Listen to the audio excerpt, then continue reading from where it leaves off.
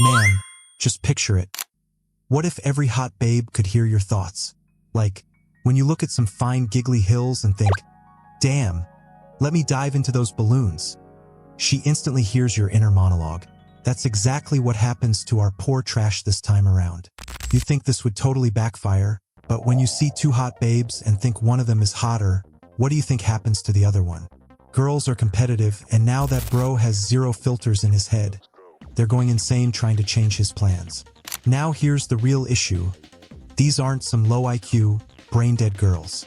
They're all insanely smart and are pulling some serious 4D chess moves on our protagonist, who keeps getting himself caught in weird situations by accident. Situations those sly vixens carefully set up for him. Take this brunette who's hated him her whole life. But now that she can hear that he doesn't like her, she suddenly turns all bubbly, using her jiggly physics to make our boy fall for her again. This childhood friend, though, is way more aggressive. The moment she realized he found her hot, it was already over. She started using every trick in the book, and bro, unfortunately, couldn't hold back. So how is our guy supposed to survive these one-sided relationships? That's why we're here. So let's dive into the story. The story opens with the main character hearing someone call him in a discontented voice, telling him that the lady from the Xiao family was already waiting outside the door. Tio sat on the sofa looking ahead, dressed in a servant's outfit. The old man, clearly displeased, asked the guy whether he had gone completely deaf. Xiang looked down at his body and noticed that he was wearing a plain, dull suit. An old man named Lingyu Xiang stood nearby. He was the CEO of the Lingyu Corporation. He demanded that the boy come out immediately and greet the guest. The system notified the host that he had just been assaulted by his own grandfather. It then informed him that he was now inside the novel world of Mad Marriage, Chapter 35. In this story, Chong was the antagonist of Ling Hukin, and there were only 5 chapters left before he would go offline. The protagonist's primary mission now was to survive. Chong told himself that surviving even 5 chapters would be either generous or cruel. With full force, Chong swung his hand and struck the guy on the head. The old man insisted once more that the boy go and greet Miss Xia. Rising from the sofa, the guy told his grandfather that he understood. The girl waved politely at Mr. Lingyu and greeted him. The guy responded with a greeting in return. Chong pondered, trying to recall how much time had passed since he entered this book world. The main character closed his eyes and sank into memories. He remembered how it all began with a catastrophe on a city street. Buildings began to shake violently from a massive earthquake. Cracks spread along the walls and entire structures began collapsing.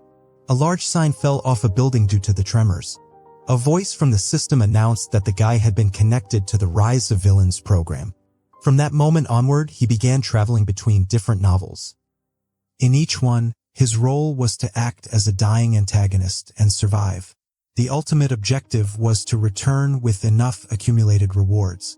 There had been successes for Chong, but failures were far more frequent. He encountered a protagonist who possessed cheating abilities. The player laughed and hurled a large energy projectile toward his opponent. The guy extended his arm, attempting to defend himself. An explosion echoed. The fighter frantically waved his arms, trying to shield himself from the incoming blasts. He shouted to his enemy that such attacks were unfair.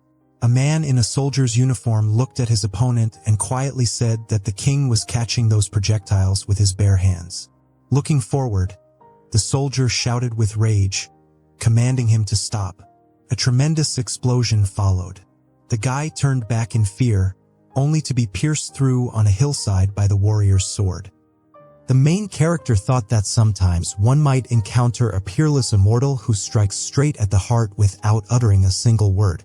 As he closed his eyes, the main character understood that this time something had to be different. The system then informed him that the synchronization with the novel was now complete and he needed to give it his best. Standing at the hotel entrance, Chong noticed other guards stationed around.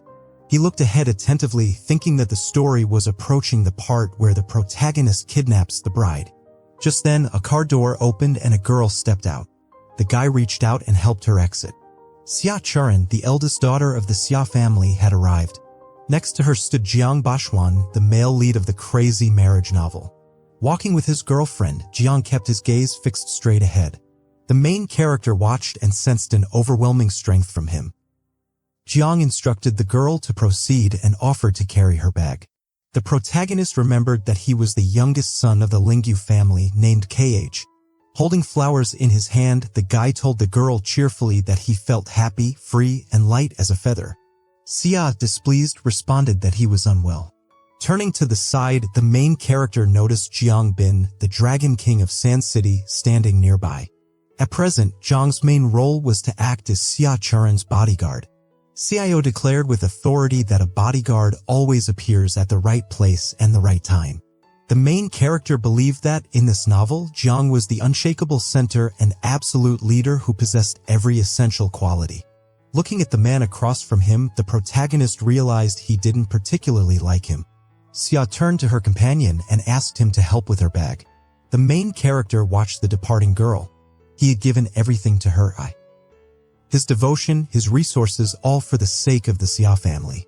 Yet it was only Jiang who lived in her heart. There were still 5 chapters left in the book, but it might not be enough to shift Xia's feelings away from Jiang. This novel catered to a male audience where the protagonist wins over all the women. Such a story seemed destined for an unhappy ending. He would need to wait for the next book. Still, the main character vowed inwardly that even if beaten to death, he would endure. Aloud, he told the girl that he had something to say. Xia froze. She turned around on her own and told the boy that she also had something to say. The main character told her to speak. He already suspected what she would say. The girl told him firmly that she would never agree to this engagement. She explained that even if his family made an offer to her father, she would not accept. Xiang responded calmly, saying that he wouldn't agree either. The girl insisted that she could never fall for someone like him. Xia suddenly looked shocked and stared at the guy in fear. Xiang told her that he wanted to break off the engagement. The girl was stunned to hear such a thing from him. Jiang glared at the guy, asking suspiciously what schemes he was plotting. Xia, irritated, asked her companion what he was trying to do. She pointed at the main character and told him flatly that she didn't believe him. The main character, flustered, signaled to his companions to remain calm. He explained to Xia in a composed tone that he was not scheming anything. Xia told him that she had seen enough, he wouldn't be able to fool her. Qin glanced at the girl, thinking bitterly that she only wanted to be part of Zhang's harem while he, on the other hand, was stuck playing the loyal dog. Xiang thought angrily that he had been blinded by everything he had learned. He concluded that the foolish girl would end up getting slammed by the door on her way out. Xia looked around in surprise, confused about who had spoken to her. She looked around again, clearly displeased. She couldn't figure out who would dare call her stupid. The main character told the displeased woman not to overestimate herself. Chan explained to the girl that they would inform the elders they never agreed to an engagement. Zhang glared at the main character with great anger but remained silent. Chang then turned sharply and walked off to the side. The system notified the owner that there was an error in the data transmission interface. His thoughts were now capable of being transmitted to the characters in the book. The main character realized that he couldn't report the system error, or it would trigger formatting. Then, the system informed the owner that the error had been fixed. From now on, only his complaints and curses would be transmitted. Xiang thought about it and recalled that, according to the plot of the novel, he had provoked Zhang by kidnapping his woman, which led to a tragic ending. Happily, the main character decided that if he didn't get engaged to Sha Qiran, Zhang would have no reason to attack him. Xiang cheerfully said to himself that surviving 5 chapters would be easy. The main character walked to the door and informed his companions that they had arrived. Xia told her friend not to follow her inside and to wait outside instead. Zhang watched his girlfriend with interest and anticipation. Xia couldn't stop thinking about what she had heard from the main character. Chan was surprised when the girl asked Zhang to stay outside and wait for her. Turning around, the main character noticed with surprise that Zhang didn't seem angry. He entered the room and approached the old man, who was seated on the sofa. Chan pointed at the girl and informed the old man that he had brought Mrs. Xia with him. The old man welcomed the guests and told the young man he could simply call her Qiran. Grandfather then told the main character to pour a drink for Qiran. Tio thought to himself that he couldn't allow himself to become attached to the most beautiful girl in the city. He needed her to break off the engagement so he could finish the novel. Xiao turned her head slightly. She realized she had heard Ling Hyukin's voice. The girl thought she could endure the guy's insults but couldn't understand why he assumed she was part of the Buin harem. Zhang reassured his mistress that there was nothing to fear, even if 10 more people came after them. The girl began to think of Zhang as her bodyguard. He had saved her once, and she trusted him. The main character stepped forward and handed the girl a cup of tea. Xia couldn't figure out what the Buin had to do with anything and assumed someone must be spreading rumors. The old man looked aside, clearly surprised, wondering why everyone was acting so reserved. Suddenly, Xia jumped from her chair and shouted that she disagreed. She explained to her grandfather that she had no feelings for Lingen and wanted to marry someone she truly loved. The main character raised a finger and said that forcing people would only lead to trouble. The engagement had to be cancelled. Xiao turned her head in shock, struggling to believe that he was saying all of this seriously. A man then stepped up and told the main character that he and the girl would be getting married for sure.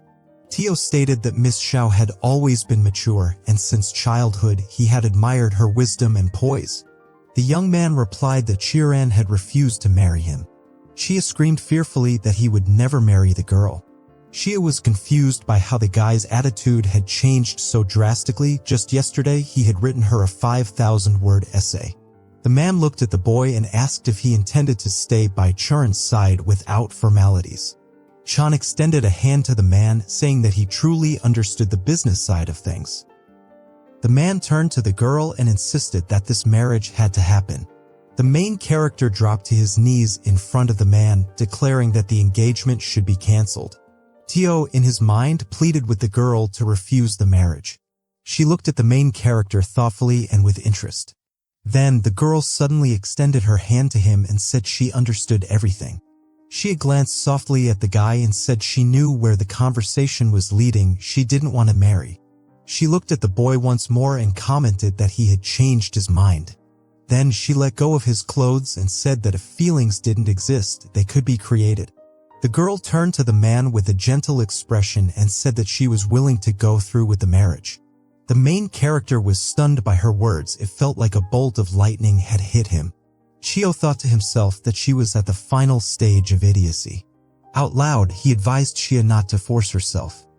The main character wished he could slap his girlfriend hard enough to make sparks fly from her eyes.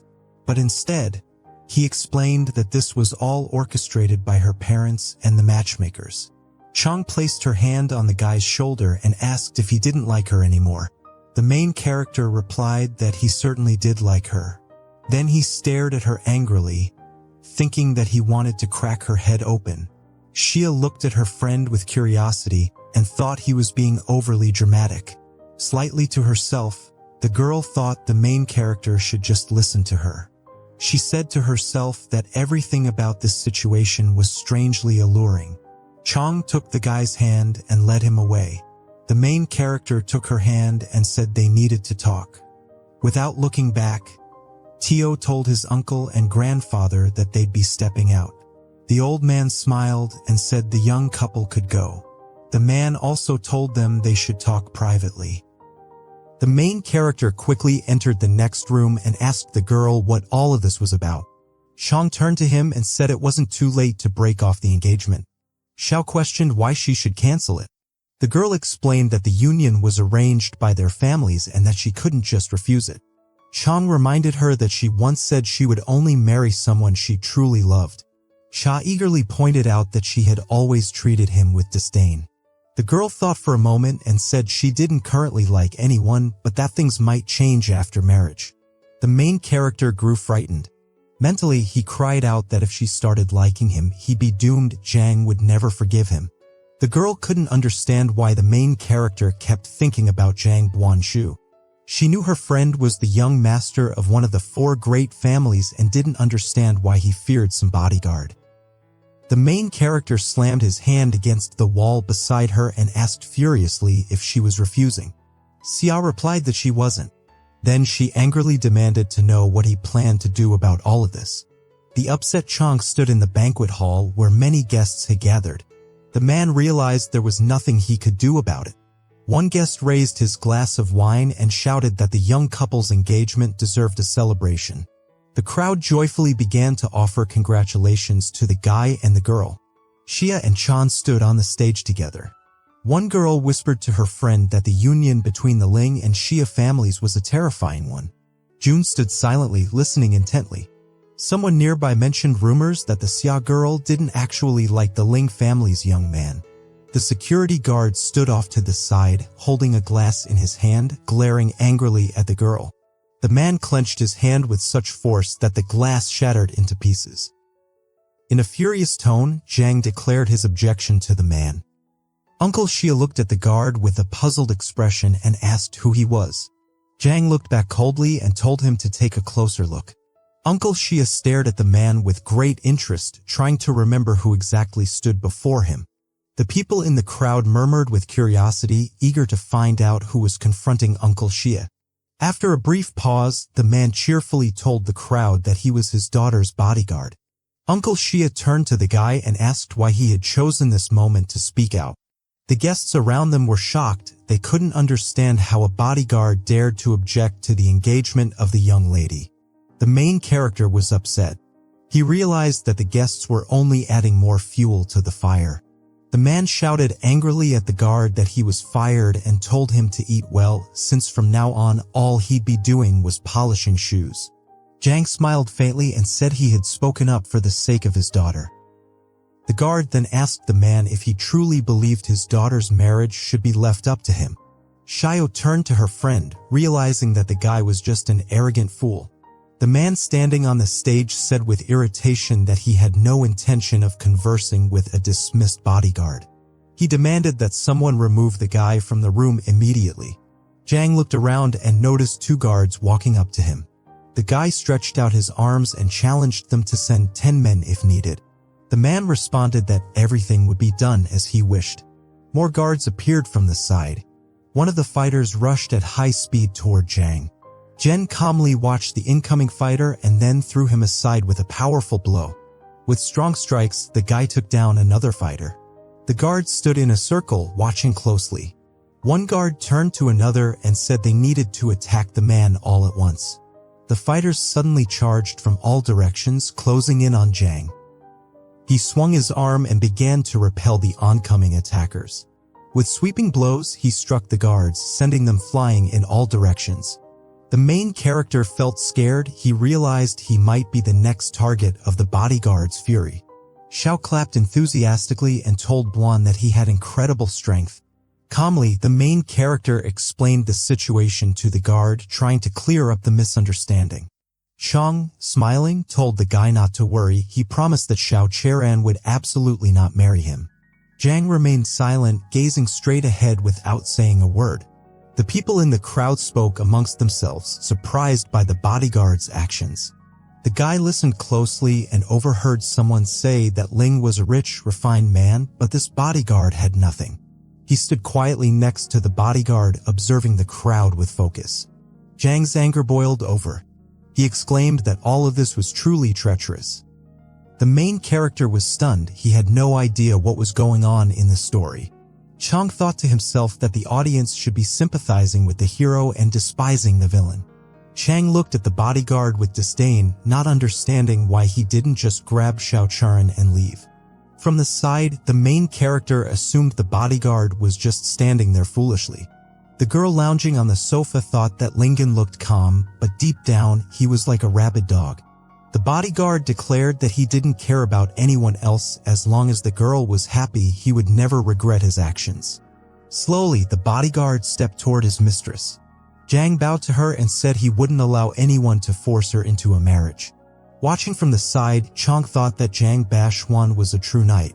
Mentally, the main character urged Xiang to take Xia for himself. The girl looked irritated at her bodyguard and said that he was getting on her nerves. The main character was stunned. He couldn't understand why she looked so dissatisfied. Xia looked to the side, clearly displeased. The bodyguard decided to approach her. He gently took her hand and asked, with a hint of fear, if she was truly planning to run away. Xia stared straight ahead with discontent. She clearly didn't like Xiang being near her. The girl turned to the guy angrily and demanded to know why he thought she wanted to go with him. Xiao turned on the main character, glaring at him angrily. The bodyguard was stunned when the girl turned away and walked off. Xiang clenched his fist tightly, furious that his girlfriend had left him. Gio assumed that if she left with Zhang Bi, she would become part of his harem. The girl looked at the guy and realized that she had guessed his thoughts. From the side, the bodyguard called the girl's name sternly. Zhang grabbed his girlfriend's arm and asked whether she truly feared that Chang would hurt her or ruin her future. The main character questioned his opponent, asking why he had come so close, thinking the bodyguard intended to beat him. Zhang turned to the main character and warned him not to even consider laying a finger on the girl. Chang, trembling, explained to his companion that everything had been a misunderstanding. The girlfriend firmly told the main character to step aside. With his back to the girl, the guard said that she didn't want to see the main character but was forcing herself to do so. She yelled at her friend that she would never go with him. The guy clutched the girl's hand and said that the Ling family would surely seek revenge against him. Xia was shocked. She looked at him in complete confusion. The girl gave up. She couldn't follow Zhang's reasoning at all. The main character told her that her silence was a sign of consent. He believed she truly feared the Ling family's revenge.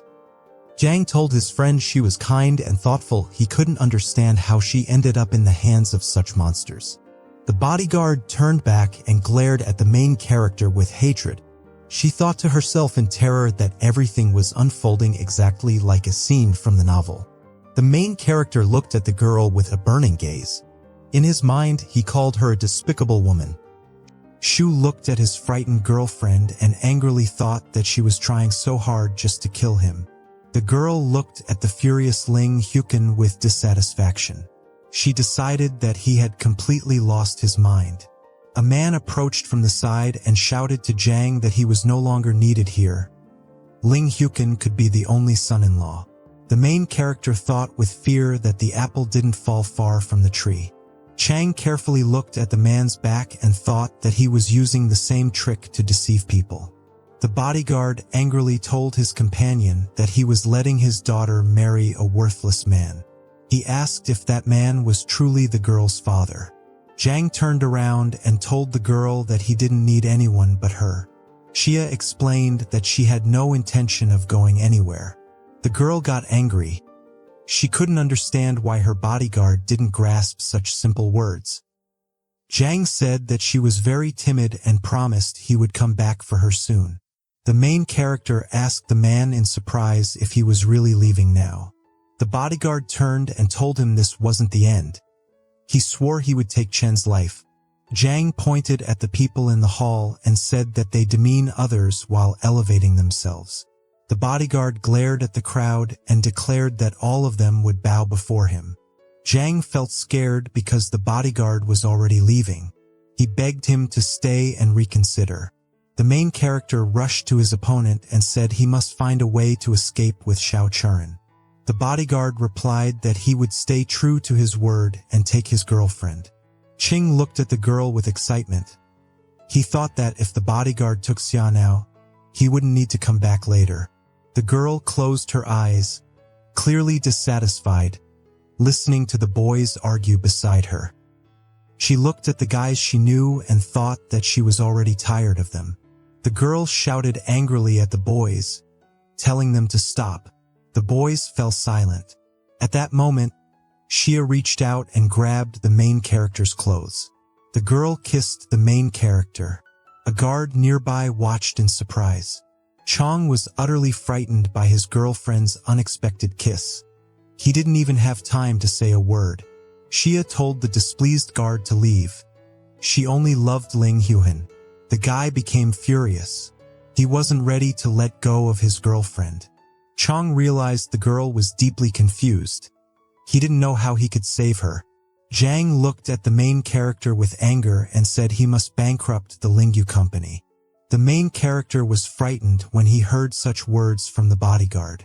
The system congratulated the owner for completing the task. Xiao Churan would help him hold out for 5 more chapters. The main character received a villa on the shore of a 600-meter-wide lake for completing the task. He dropped to his knees and happily thought that he had 9 zeros in his account and didn't need a villa. The main character lay on the bed in his new house, holding a glass in his hand. Chong told himself that the old man's birthday celebration had ended, and he now had a few days of rest. He closed his eyes joyfully, unsure of what to say to the system. The system cheerfully informed the owner that the second part of the plot would begin today. According to the novel's storyline, Xiao and Lingyu were forced into a marriage alliance. Xiao invited the newlyweds to a banquet. The celebration was hosted by the CEO of Deha Company, Tang Yunju, Sha Zhuang's uncle. He was already old and sick. Many people wanted to gain Tang's favor. Lingyu also wanted to win Tang's support. The main character brought a remarkable doctor to help the old man. Xiang created a real sensation at the banquet. He obtained a copy of the sacred healing scripture and achieved success. Zhang Bashuan's amazing hands allowed Tang to witness a true medical miracle. The old man jumped up from his wheelchair and declared he was healed. The main character felt deeply disappointed by the event. Due to this incident, Lingyu Tang lost the strongest support from the Yue family, leading to his eventual downfall. The old man demanded that De Wang never see his son-in-law again. Chong and the old man were terrified upon hearing those words. The main character angrily said that today was the most fitting day to attend the banquet. He told the system in a sorrowful tone that Zhang Bashuan had already mastered the holy scriptures. It meant he had to brace himself for a beating. The system reminded the owner not to forget about his mission. The main character would return, and he had to survive. Suddenly, the door flew open, and a stranger ran inside. He called out to the Khan.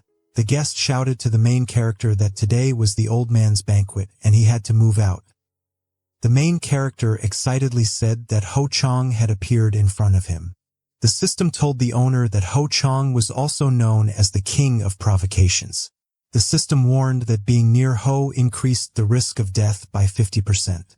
The main character looked at the guest and thought he had to get rid of him. Chong placed a hand on the guy's shoulder and said he didn't need a bodyguard who was headed to America to become a stock trader for the Lingyu family. The guy picked up his bags and walked toward the exit, saying he didn't know anything. The main character told him to believe in himself and call himself the best. He saw him off near the plane. Ho flew away, stunned, unable to believe that he truly was the best. On the ground, the main character raised his hand and shouted to his friend that he was the best. Kong happily told himself that he felt calmer after getting rid of Ho. The main character looked at his watch and noticed the banquet was about to begin. People started arriving at the building, climbing the stairs. It was a family-run hotel. A car stopped, and a guy stepped out, walking toward the entrance. Chong adjusted his tie and decided to contact the girl by phone. The guy called and told Chan that he had arrived. He decided to wait for his girlfriend. Cho remembered that he was already engaged to a girl and could now call her Chan. The girl got out of the car and asked the guy why he looked so familiar to her. The guest in the evening dress slowly walked from the car straight toward Chong. The girl touched the guy and said she now remembered. The guest grabbed him by the tie and furiously said he was her ex. The guy stared at the red-haired stranger in shock. He called her Ma Q. He looked at the girl with immense surprise. At that moment, the launch of the plot memories began at the college. Mao was a classmate of Lingen. They met frequently, and the relationship between the guy and the girl was progressing quite well. However, in the end, the Khan and his girlfriend broke up due to a misunderstanding. Not long after, the Khan became friends with Xiao Churan. He broke up with Mao Qiusho immediately. Mao silently stared at the guy. She studied him intently with her eyes. The girl angrily told the guy that he had already forgotten her. and it had been a long time since they last saw each other. Lingen was very annoyed, feeling that the guy did not value his ex-girlfriend. The girl was stunned. She couldn't figure out where the voice in her head was coming from. Mao looked around curiously and decided that it must have been Lingo-kan who spoke. The girl turned to the side and was surprised to find the guy had vanished somewhere. Mao became extremely angry. She couldn't understand where the main character could have hidden. Kan walked up to a guy near a car and asked how much the car cost. The main character thought to himself that yet another main character had appeared. The girl believed the guy was far away from her now, but she still heard a voice in her head, very close by. The main character asked the guy if he wanted to light a cigarette. KH looked at the girl and thought that she had a good figure, but she still hadn't been sent to the main character's harem. Displeased, KH thought to himself that first his beloved girlfriend, and now his ex-girlfriend, had both been taken from him. Mao shouted angrily to herself that she could hear everything clearly now. The girl walked up to the guy and, in a stern voice, asked what kind of nonsense he was saying. Kan looked at her in fear and explained that he hadn't said anything. Mao was furious because Lingen was denying her. The girl reminded the guy that he had pursued Xiao Churin, but now he was making her angry. The main character thought there was no point in begging Xiao for a divorce. Kan thought he didn't like girls like Xiao Churin. He would have preferred Mao. The girl looked at the guy in surprise and considered his words. Mao realized that the guy had no idea she could hear his voice. The Kan remained silent. The girl reflected on his words. He had said that she was better than Xiao Churin. Mao sternly asked her companion why he got upset when she asked about Xiao Churin. The girl asked the main character if he really wanted to marry Xiao. KH replied thoughtfully that marriage was a real trap. Mao asked the guy why he still remained a loyal dog for Xiao Churin. The main character thought angrily to himself that he was forced into being faithful to Xiao. Kan believed that because of Xiao Churin, Zhang's hatred level had reached the sky. He would have gladly sent the girl far away. The girl laughed joyfully. She was greatly amused by the main character's words. Kan couldn't understand why the girl was laughing. He decided she must be sick. The girlfriend approached the guy and said that the misunderstanding hadn't been his fault. Mao told him that she was very sorry, since he was getting married soon. Kan became very curious. He wanted to go back to a better time. The guy wrapped his arms around the girl and thought that Mao was far better than Xiao Churin. Just then, the car stopped suddenly, and a girl stepped out. The surprised girl overheard the main character saying that Mao was better than her. She glared furiously at the guy, who stood next to the red-haired girl. Churin was furious. Slowly, she called out the main character's name. She looked at him and shouted angrily. KH stood aside, talking to his girlfriend, unaware that Xiao had come up beside him. Xiao glared at the guy next to the girl and decided to outsmart them. Churin ran up to the guy and cheerfully said she had been looking for him for a long time. The main character was stunned. Xiao fell silent for a moment and gazed at the guy with intense longing. The girl pressed herself close to the main character and called him her fiancé. Xiao placed her hands on his face. He looked at her in surprise. Then, unexpectedly, Xiao hugged the main character and kissed him. Kong was shocked. He couldn't understand what had brought about this sudden change in her. Mao looked straight ahead calmly. She realized that her opponent was using a trick. Mao glanced at the frightened protagonist and told him they would talk at the banquet. She waved her phone at him and said her number hadn't changed. Mao calmly stepped to the side. Xiao turned around and stared at the main character. The dissatisfied girlfriend reached out and grabbed the guy by his clothes. Xiao angrily reminded him that he was a married man, yet he was seeing other women. Chong explained to the girl that her behavior was inappropriate and reminded her that there was no one else around. The main character told the girl that she didn't really want to marry him. Xiao told the guy angrily that he couldn't call off the engagement in front of everyone. Khan sternly asked his girlfriend why she didn't follow her true love. She stated that her true love would be whoever she named. The girl angrily tried to slap the main character. Just then, Xiang came up from behind. The guard looked at the girl and said she appeared sad. Xiao tensed up completely as she continued arguing with her friend. The guard thought to himself that Khan already had Xiao, yet was still chasing after other women. Xiang clenched his fist. He realized it was his duty to save the Churins. The guard angrily said he wanted to crush Khan into the dirt so that Churin would see his true nature. The main character angrily told the girl not to cause a scene in public. Xiao told the guy that they were engaged and that there was nothing unusual about it. Kate told the girl she was angry and needed to calm down. The main character suggested they discuss the divorce later. Khan thought that Zhang Ban would certainly appear during their quarrel. The guy looked at his girlfriend and decided it was best to keep his distance from her. Kate suddenly shouted to the girl that someone had called her and that he wanted to leave. Xiao turned around and said with dissatisfaction that the guy hated her. At that moment, a man approached and greeted the guy.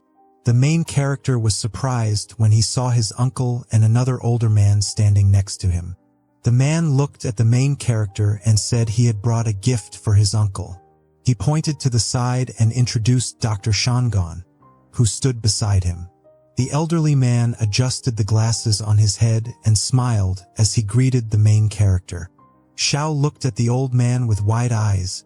He seemed familiar to her.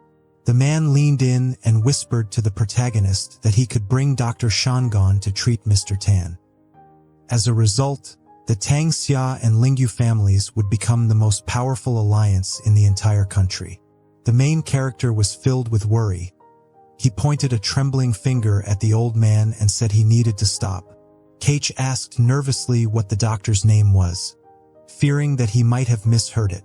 According to the novel's original plot, the doctor whose name the main character had translated for a sick old man was Shan Guan. Soon after, the conmen brought the miracle doctor to Mr. Tan. But Zhang accused the doctor of being a quack and beat him. The main character thought he had sent Ko away only so he wouldn't discover the doctor's miracle treatment. But the doctor unexpectedly reappeared. Kate, feeling dissatisfied, thought the miracle doctor had finally arrived, and realized that the storyline wasn't so easy to change after all. The main character reflected that even if some events in the novel were altered, the core of the plot would still remain intact. A man put his hand on the protagonist's shoulder and asked why he had frozen. He suggested they take the doctor with them. The main character told the man that his stomach hurt and he needed to use the toilet. Kate rushed to the side as fast as he could and shouted at the doctor to wait for him. He stepped out onto the veranda of the banquet hall, standing there with a glass of wine in his hands. Kate muttered to himself slowly and thoughtfully that everything had changed drastically. A girl approached him from the side and asked what he was sighing about. Ma stood beside him and remarked that she had noticed his concern for Xiao Churin. She extended her hand to the guy and said that he and Xiao were not compatible. The main character grabbed her hand, knowing full well that she would eventually become Zhang's lover. Kate looked at the girl and demanded that she let him go, explaining that he was already engaged. He thought to himself that in this novel, one couldn't touch beautiful women. They all belonged to the harem of the main male character. Ma looked at him and said the engagement could still be cancelled. The main character grew extremely anxious. He knew that the engagement couldn't simply be broken off. He suspected that this was some sort of test of his willpower.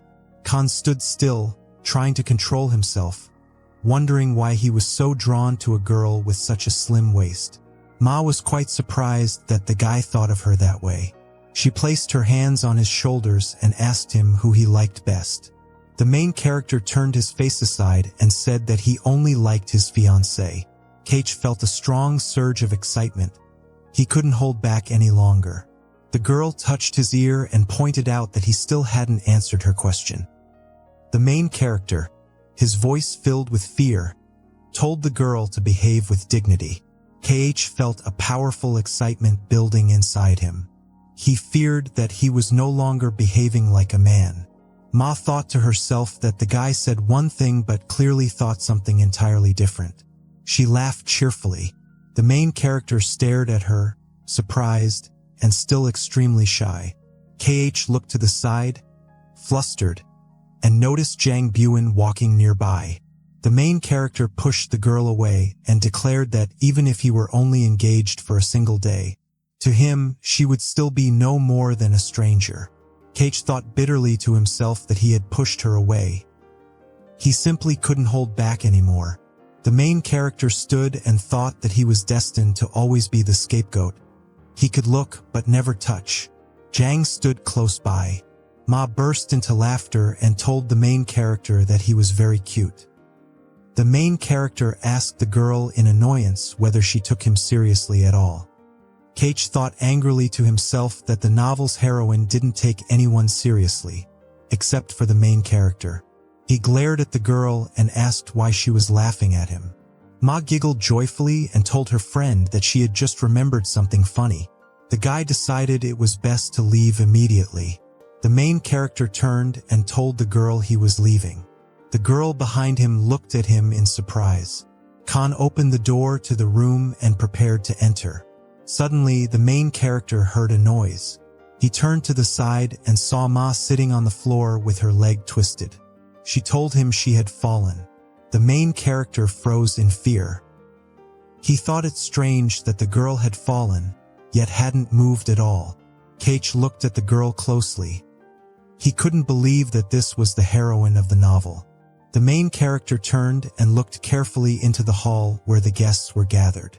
Khan squinted and noticed Jang Buen watching him. Ma reached out her hand to the guy and reminded him that he still hadn't helped her up. The girl slyly thought she could make him fall in love with her. The main character told her that since she was wearing high heels, no one would blame her if she had tripped. The guy admitted to himself that he'd made a mistake. He couldn't afford to offend Ma. He was worried the girl might get angry and complain to Jang. Khan realized he was doomed if Jang Buen decided to take revenge for her. The main character clearly understood this. He turned his back on his girlfriend. Ma, annoyed, told the guy that if he didn't help her, she'd get angry, and the consequences would be serious. Khan turned toward the girl, frightened, and tried to calm her down quickly. The main character helped the girl up and told her to be more cautious. Ma leaned in close to the guy and thought to herself that she would never allow Buen to become her lover. The main character asked her if she needed him to call a doctor.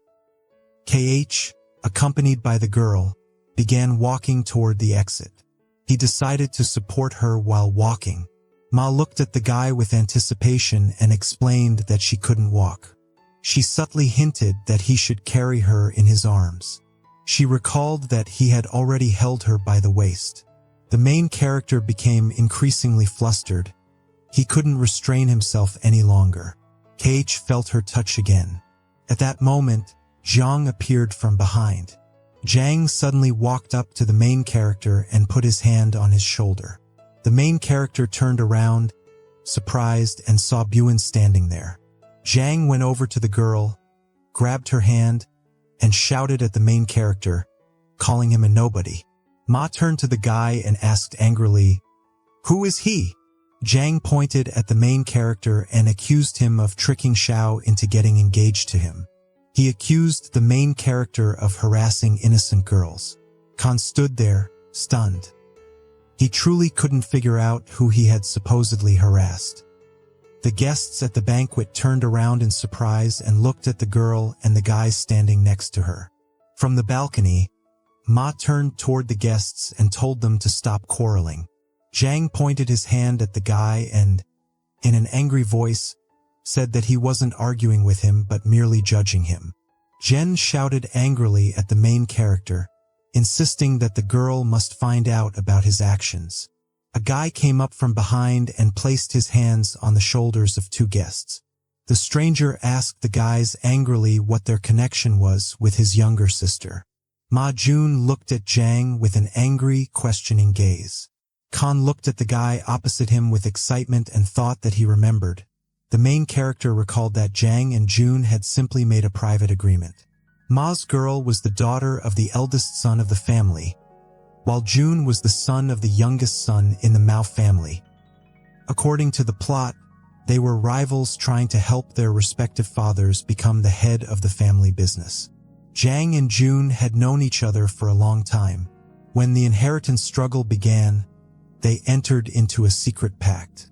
Xiang proposed that June convince CH's father to invest a large sum into a suspicious project called photovoltaics on Mars. Xiang told his partner that the project was bound to fail. Before the man could even react, all his uncle's property would fall into Xiang's father's hands. At the same time, Bakun had his own motives. When CH's father's investments collapsed, Xiang lent him a helping hand and earned his daughter's sympathy. As a result, Mao became one of his mistresses. KH thought deeply. He realized both of these guys were truly despicable. Ma was terrified. She hadn't expected June to show up here. June gently supported the girl and asked his sister how she was feeling. Ma, visibly distressed, looked at her brother with fear and suspicion. As she glanced at the guy, she suddenly realized it was all his fault. She remembered her father had once mentioned the Mars photovoltaic project. He had invested a huge sum into it. Ma was unsteady on her feet, and her brother helped keep her from falling. She grabbed the guy's hand and said she was dizzy and needed to sit down. Holding a glass of wine, the girl was confused as to how the main character could have found out everything. Ma sat down on a chair and thought that Ling Hukan must have secretly come to take care of her. She began to worry. She believed he hadn't forgotten her. To her, this seemed like true love. Xiang walked up to the main character, grabbed his hand firmly, and angrily demanded that KH leave. He accused him of mocking Mrs. Mao. But Mao turned to the guy with excitement and shouted for him to wait. She yelled at the guard to let the main character go, saying Khan was a true gentleman. Ma looked at the bodyguard and said he was making assumptions without knowing the truth. Xiang glared at the girl furiously but said nothing. The main character, filled with fear, realized he was once again hated. Ma turned to the guy and said her leg hurt. She asked him to take her away. The main character looked at her fearfully and wished she would find someone else instead. Ma warned him that if he dared to refuse, she would scream that he was harassing her. She glanced lightly at her friend. KH told her in a displeased tone that she was very heartless. Ma prepared to leave and told her brother she would judge him after learning the truth. June was stunned. He didn't understand what she meant. In the living room, the main character placed a hand on the girl's shoulder and told her to sit down. Ma did so, and the main character knelt beside her. He thought that the moment he left this place, he would immediately run away. The girl glanced at the guy and realized she wouldn't give them the chance to escape. Mao stretched her legs forward and asked the surprised guy to give her a massage. The girl raised her clothes slightly for comfort. Khan thought that if he touched Mao, Xiang would hate him forever. Ma moved closer to the guy and said it was just a massage. The girl threatened lightly that if he refused, she'd start screaming. She began a countdown showing 3 fingers. Then she counted backward, showing 2 fingers. Finally, Mao raised 1 finger and said they needed to call the others. Khan replied that he completely agreed. He placed his hand on Mao's leg and told her it was time to start. The main character continued gently massaging her leg, removing her shoes. He asked if she was in much pain. Mao responded that he should massage a little more. KH continued stroking her leg. The girl shouted that it was too much. The main character took her leg in his hands and asked if he needed to massage from the inside. Frightened, the girl screamed that he shouldn't go that far. Ma screamed in fear. The guy asked her if he was being fast enough. The girl, breathless with excitement, told him he was doing a very good job and added that Khan was great at massage. Xiang stood outside. He struck a match from a box and handed it to a man. Xiang told his companion that his sister no longer cared about him. He asked what he should do. June looked at him and took a puff of his cigarette. He asked if he really liked his sister that much. June placed a hand on his companion's shoulder and said Ma respects strength and likes powerful men. Xiang asked if Mao and the main character already knew each other.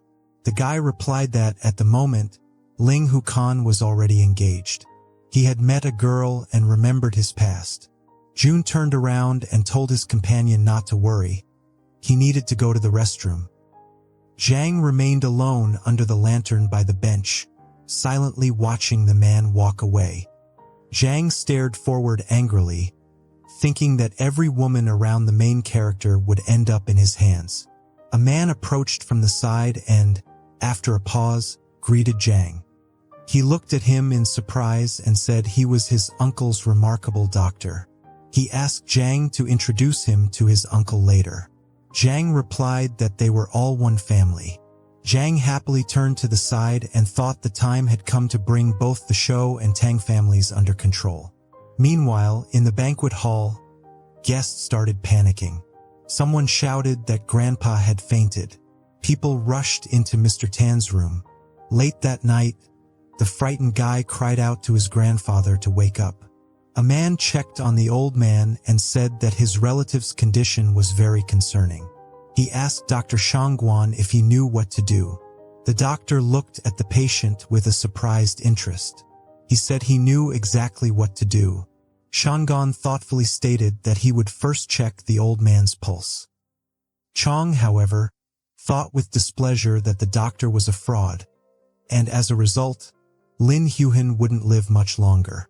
The guy, frightened, rushed to his grandfather and shouted that the old man had regained consciousness. He said that he had consulted many doctors about his father's illness, but nothing had helped. Deeply worried, the guy had asked friends and relatives for help. He said that the Tang family would never forget their kindness. June turned to his friend and asked him to figure out a way to help the head of the Tan family. Xiang thought that the guy beside him was a fool. He decided that having such a doctor would not be of any use to him. Xiang looked straight ahead in thought and decided he could once again allow his favor to be used. Baiyun then said aloud that he hadn't yet examined the patient's pulse and couldn't be completely certain. Still, he added that the chance of success was at least 50%. June was overjoyed. He looked at his companion and said he hadn't been mistaken about him. June placed his hand on his friend's shoulder and said that if he cured the patient, he should not forget to mention his name. Then, without wasting time, the guy grabbed Xiang's hand and dragged him along. Suddenly, Baiyun stopped his companion. The guy didn't understand what Xiang wanted from him. Xiang explained that there was no need to rush. They could wait for the right moment to act. June turned and looked at the old man. He asked if it was really the Shurao family who had brought this skilled doctor. Zhang shouted hopefully that Shangguan was a famous doctor who might be able to heal his grandfather. Xiang calmly told his companion that the renowned doctor would not be able to cure Grandfather Tan. But together, the two of them could. That way, people around them would view them with admiration. June considered it. He admitted to his companion that there was some wisdom in his words. With great excitement, June shouted to his companion that he had thought everything through. The guest grabbed Shangguan's hand and said that a wonderful doctor was here. June kept his hand on the old man's shoulder and said that this miracle doctor had been recommended by the Shurao family. Looking joyfully at his companions, the guy told them with satisfaction that he had placed his trust in them. The doctor, in a cheerful voice, said that he would now examine the patient. A man quietly approached from the side and coughed, trying to catch the doctor's attention. He came closer, silently looked at the doctor, and pointed to the side, at the main character. Khan grew uneasy. He prepared to run and didn't understand why everyone was talking about him. The man walked up to his grandfather and placed his palm on top of his hand, telling him not to worry. He said the patient should know that Shangguan was the reincarnation of the great ancient physician Huatua. The main character was frightened. He didn't want his elder brother to be so sure. Shangguan placed his hand on the patient's wrist and began checking the pulse. The doctor, in a steady voice, said that this illness was curable. The guy was thrilled. Shangguan said he could cure the disease using the Wang family's imperial heavenly silkworm needle. Zhen thought to himself that the doctor's method, compared to his own divine needle of black smallpox, was sheer nonsense. Shangguan confidently grabbed some paper with inscriptions and tossed it aside. The doctor looked down at the patient and asked young Master Ling to come closer. The main character was stunned to be addressed. A surprised girl stood beside him. The doctor asked the guy to assist him. Khan, in a frightened voice, said he had never studied medicine. The main character grew angry. He didn't understand why the doctor wanted to drag him into this. Shangguan adjusted his glasses and said that young Master Ling was just being modest. The doctor turned and asked the guy if he still planned to hide this from everyone. Shangguan declared that young Master Ling had a natural talent for healing. The doctor smiled warmly. The main character noticed with displeasure that Shangguan's eyes were shifting suspiciously. Shangguan turned to the side and told the guy to disinfect and hand him the needle. The doctor extended the needle toward the patient. He said headaches are caused by injuries to the neck and back, and the farther the acupuncture points, the better. He explained that selecting the correct yin energy points through the temporal cavity would help lower the temperature and restore the yang energy flow. Shangguan stood beside the patient and told him which acupuncture points they would use next. Zhang listened quietly from the side. The main character said nothing in response to the doctor's statements. Suddenly, Zhang told the doctor that while he had recited the correct sequence, he lacked the skill and knowledge. Bayun angrily told the doctor that he couldn't even bear to look at him. Shangguan pointed his hand at the guy and sternly asked who he thought he was. The doctor turned around and asked Mr. Tun to remove this rude man from the room. The man waved his hand to the side, motioning for Shangguan to be taken out. Xiang sternly told Mr. Tun that he was the only one here capable of saving grandfather. If they threw him out, the old man would lose any hope of recovery. The doctor angrily told the guy that he, personally, was Grandfather Tan's only hope. The main character returned to the side, excited. He felt that a conflict was about to begin. Xia excitedly thought to herself that it was time to place a bet. Mao looked at the girl, confused. She didn't understand what kind of bet Xia meant. The doctor pointed at the guy and said he was willing to make a wager with him. Zhang replied that he agreed. The doctor looked at the guy with great anticipation. Shangguan told the guy that he should be familiar with the acupuncture method currently being used. Only one needle remained for the patient's recovery. The doctor demanded that the guy kneel before him if he managed to cure the patient. Suddenly, the doctor remembered something else and sharply pointed to the side. Shangguan strictly pointed his hand to the side and demanded that Zhang bow to young Master Ling as well. Zhang glared angrily at the doctor and asked what would happen if he failed. The main character stood aside, listening closely to everything. He called out to the doctor in fear. Khan fearfully extended his hand to the side, trying to stop the doctor. Zhang angrily told the doctor that he and the Khan would end up lying at his feet. The main character thought fearfully that he was a loser. According to the script, Dr. Shan had to lose. Khan knew that the details of the bloodletting technique were known only to Zhang Buwan. The doctor had no knowledge of this. The main character believed that the doctor's ignorance only played into Zhang's hands. With tears in his eyes, he thought he would have to kneel before his opponent. Both girls were lost in thought as they discussed bloodletting at the Dowie point. Sternly, the girl thought to herself that she wouldn't allow Zhang Buwan to have his way.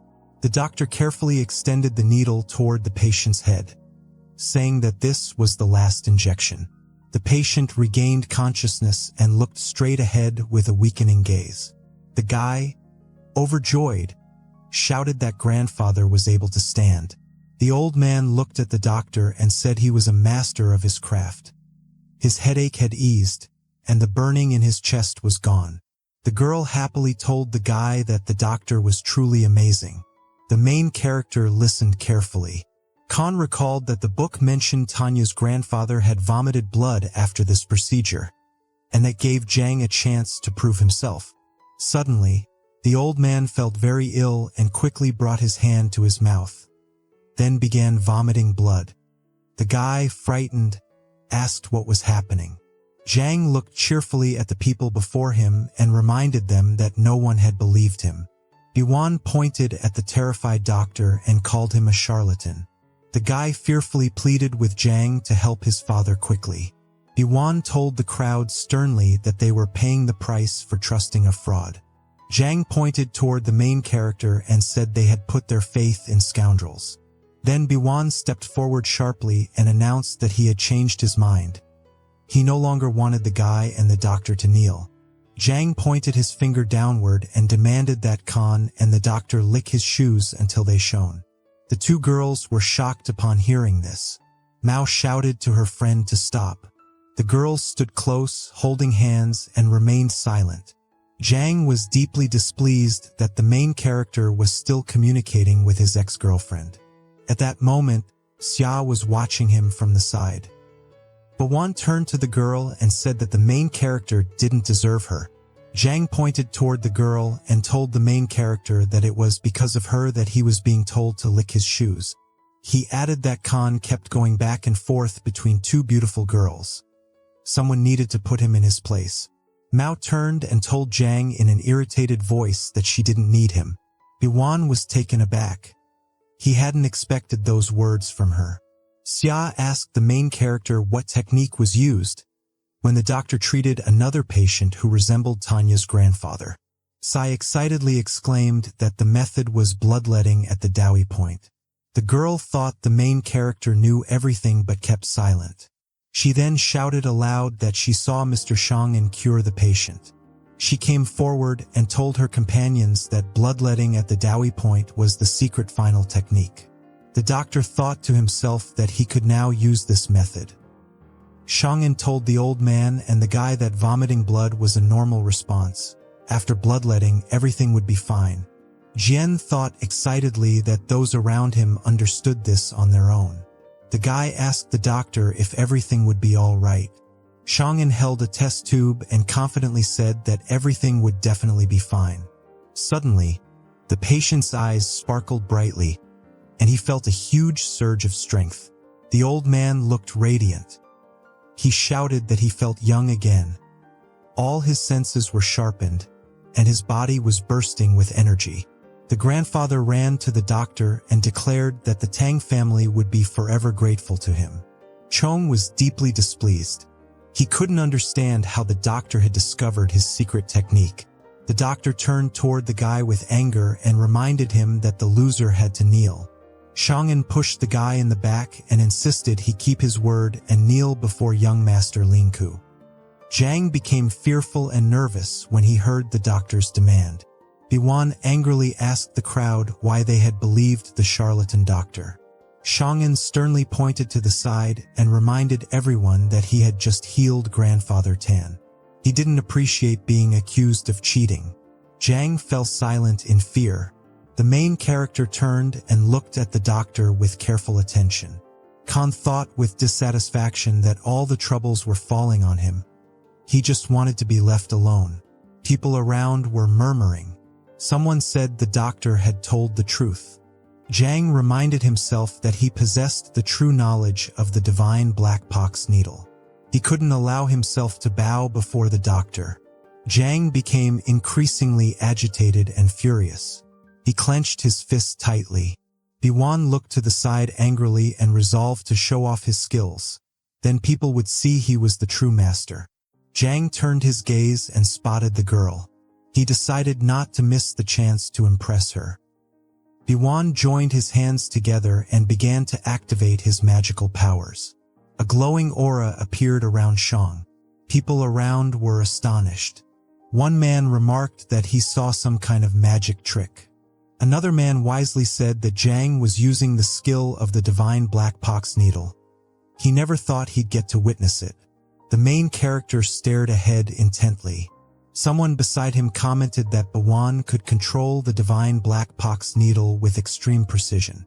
Khan glanced at the man beside him and realized that Xiang was trying to distract them. He just didn't want to kneel. The main character looked sideways at the girls and figured that Bawan was trying to impress them. Khan couldn't understand why the girls were looking at him. They should have been looking at Xiang. Then he looked more closely and saw that Mao had turned away angrily.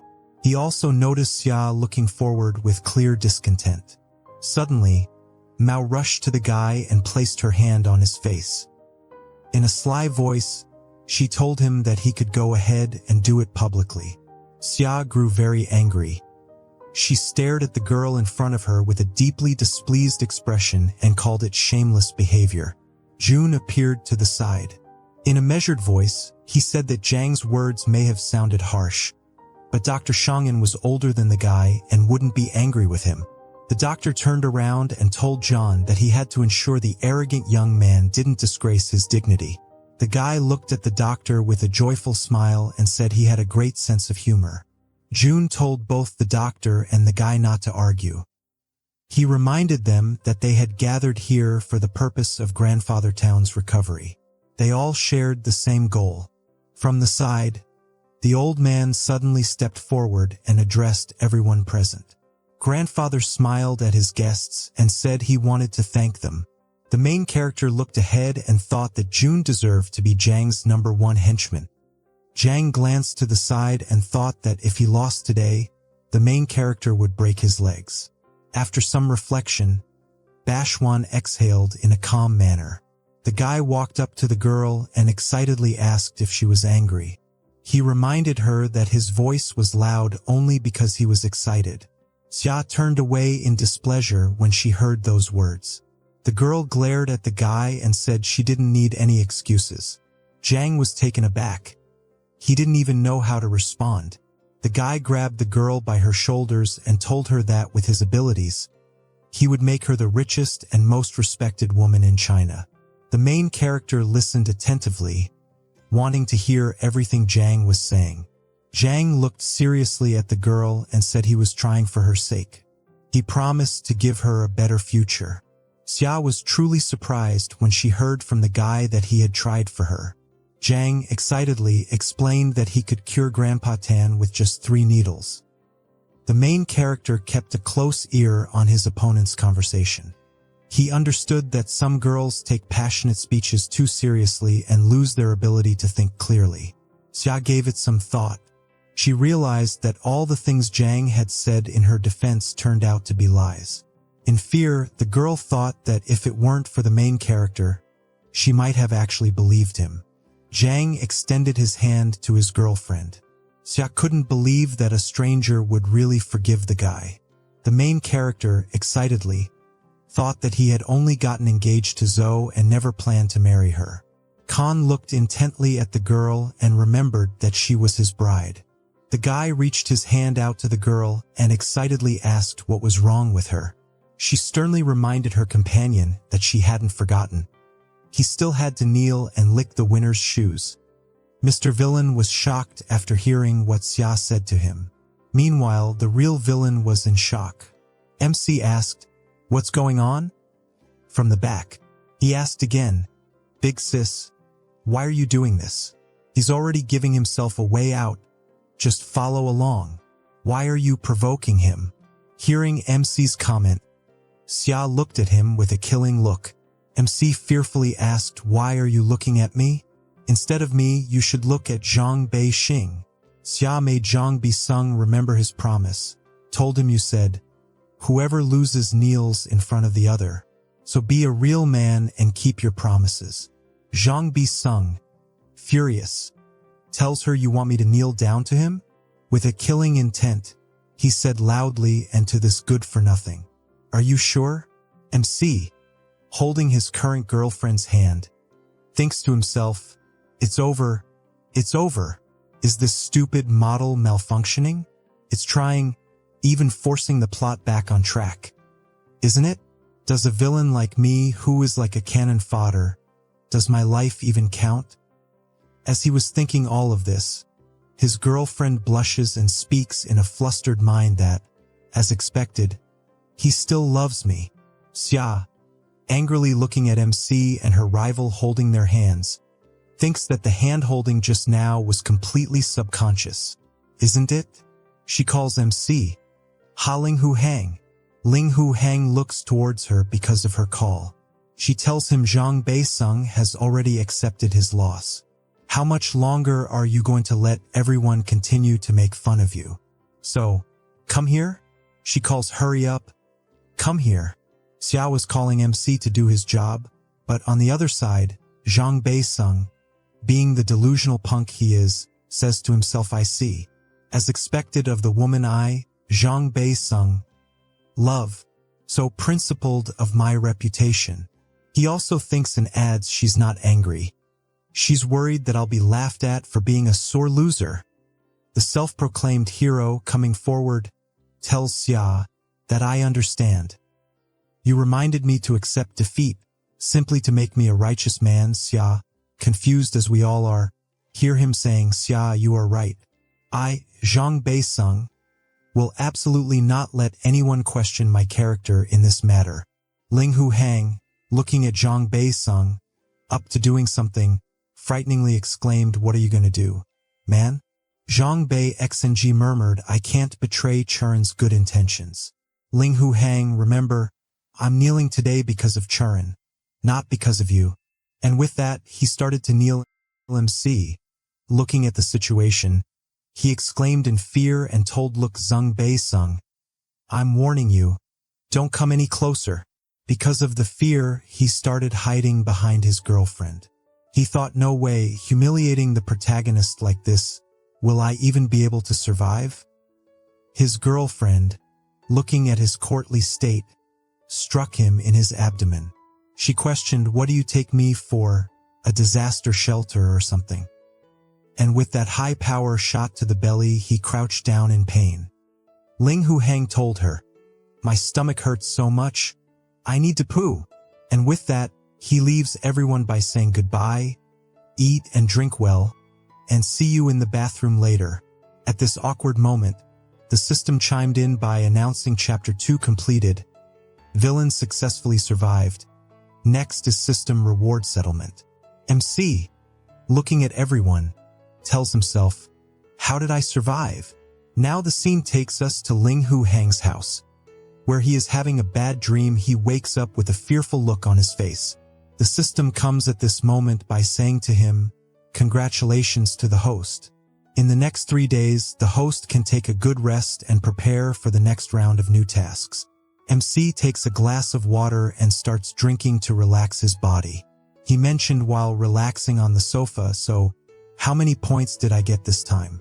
The system answered his question by saying you have earned 100 points for this mission.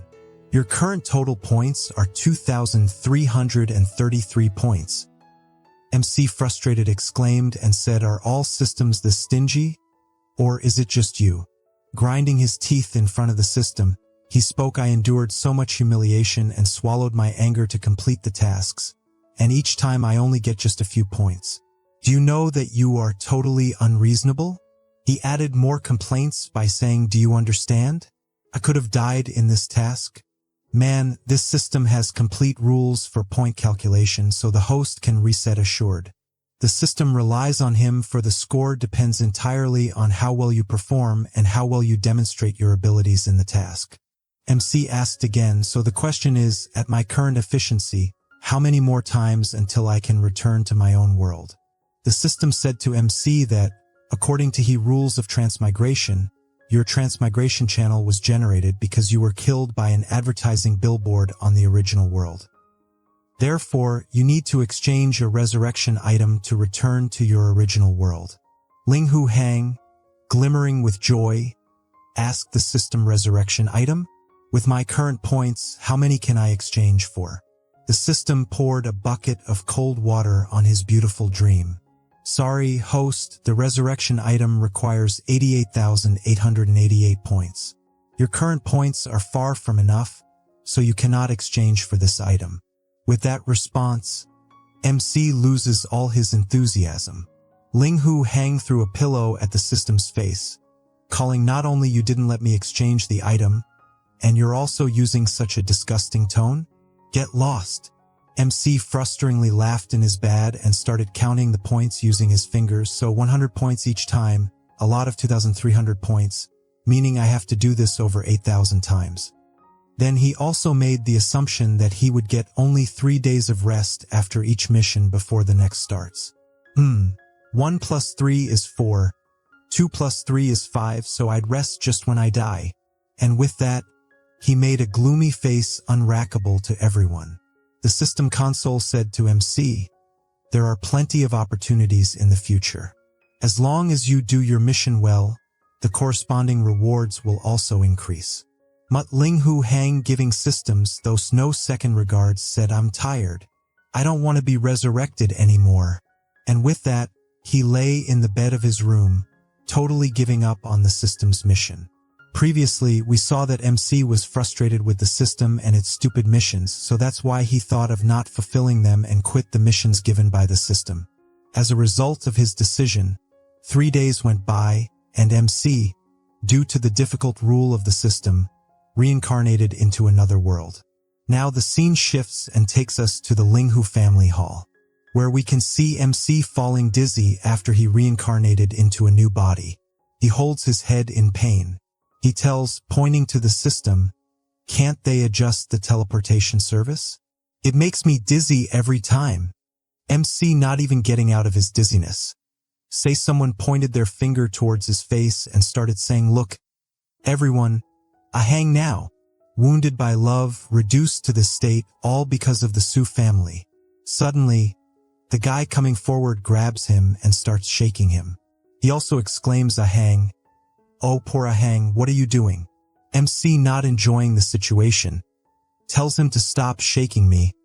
I'm going to vomit. At this point, the system comes in with a message that the entire novel has been successfully synchronized. Please cheer up and complete the task with a high score as soon as possible.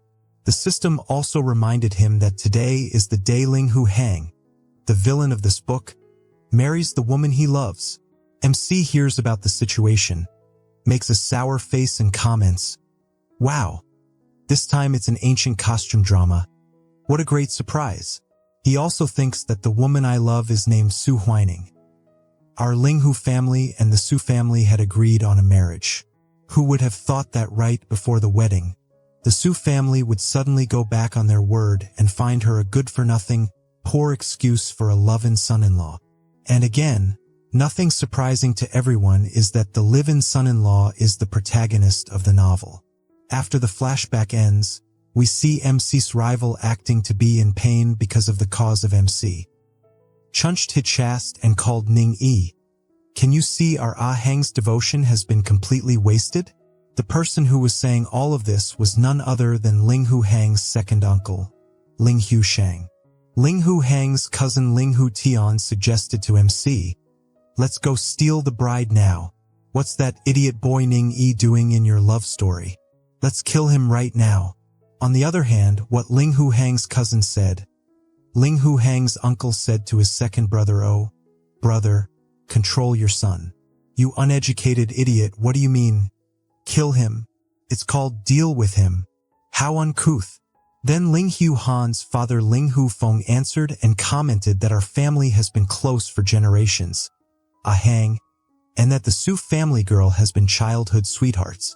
And originally, a marriage alliance was a joyous occasion. One of his uncles said again, elder brother, the Su family broke the agreement first. Why are you sentimental? He added his thoughts by expressing a thought that there's a saying that you can't force a melon to be a sweet. Since they don't value our family relationship, then from today onwards, our Ling Hu family need not associate with the Su family any longer. MC, catching up with his family's thoughts and decisions in regards of this marriage situation, thought in his mind in a shocked state. Wait, what did he just say? Break off relations? He says it's so early. The Su family will soon be the top one in Tianxian Kingdom's business circle. Ning Yi's future achievements in the Tianxian Kingdom will make merchants all over the country want to kiss his feet. Do you think breaking off the relationship will punish the Su family? You're truly ignorant? As he was thinking all of this, all of his family members heard all of his thoughts, whatever he was thinking. They were truly shocked, to be exact. He again thought in his mind, isn't it just my first love getting married? And the groom isn't me? At the end of the day, it's just a breakup. What's there to be so upset about? He added, I think Ning Yi is a pretty good guy. He is a son-in-law whose family has fallen on hard times. If we hadn't pushed him too hard, would he have gone to such extremes and turned against us? He mentioned that if we keep this up, we'll become the villains. Oh wait, we're already the villains. One of his family members thought to himself, why do I feel like I just heard a terrible scream? Shy and Accord's feelings took over all of them, and at that point, all of them split from their place and started to leave. One family member suggested, why don't we all sit down? Yes, said another family member. So let's talk this out nicely? Ling Hu Hang's cousin questioned the situation. Why, what's going on? His uncle coughed and muttered, so, should we really forget about it? MC confirming his suggestion said, you agree to drop it too? That's right / can a kid's affairs even be considered love? Childhood. Sweetheart sounds nice, but it's just an arranged marriage in disguise. Let's be the bigger people and wish them a happy marriage. Wanting to confirm his thoughts, his cousin asked, bro, hang on, are you being sincere? There are no outsiders here. You don't have to be strong in front of us. Ling Hu Hang confidently put his hand in his chest, replied, of course. I'm sincere, you bro. Hang doesn't need to pretend to be strong. I am really strong. Turning around, he suggested, it's getting late. Everyone wash up and go to bed. MC thinks again in his mind that they should settle this while they are still thinking straight. The more we talk, the more mistakes we'll make. Let's make a run for it. His family members, hearing his inner thoughts, talk to each other. Just now, cousin seems like a different person inside. Another family member chimed in with hi and commented that what we heard just now was indeed Hang's inner voice. Right? Wasn't it? So now we should dismiss the meeting, let's go. Haven's secrets can't be revealed. Let's not announce it yet. And what should we do? We can hear our son's inner thoughts.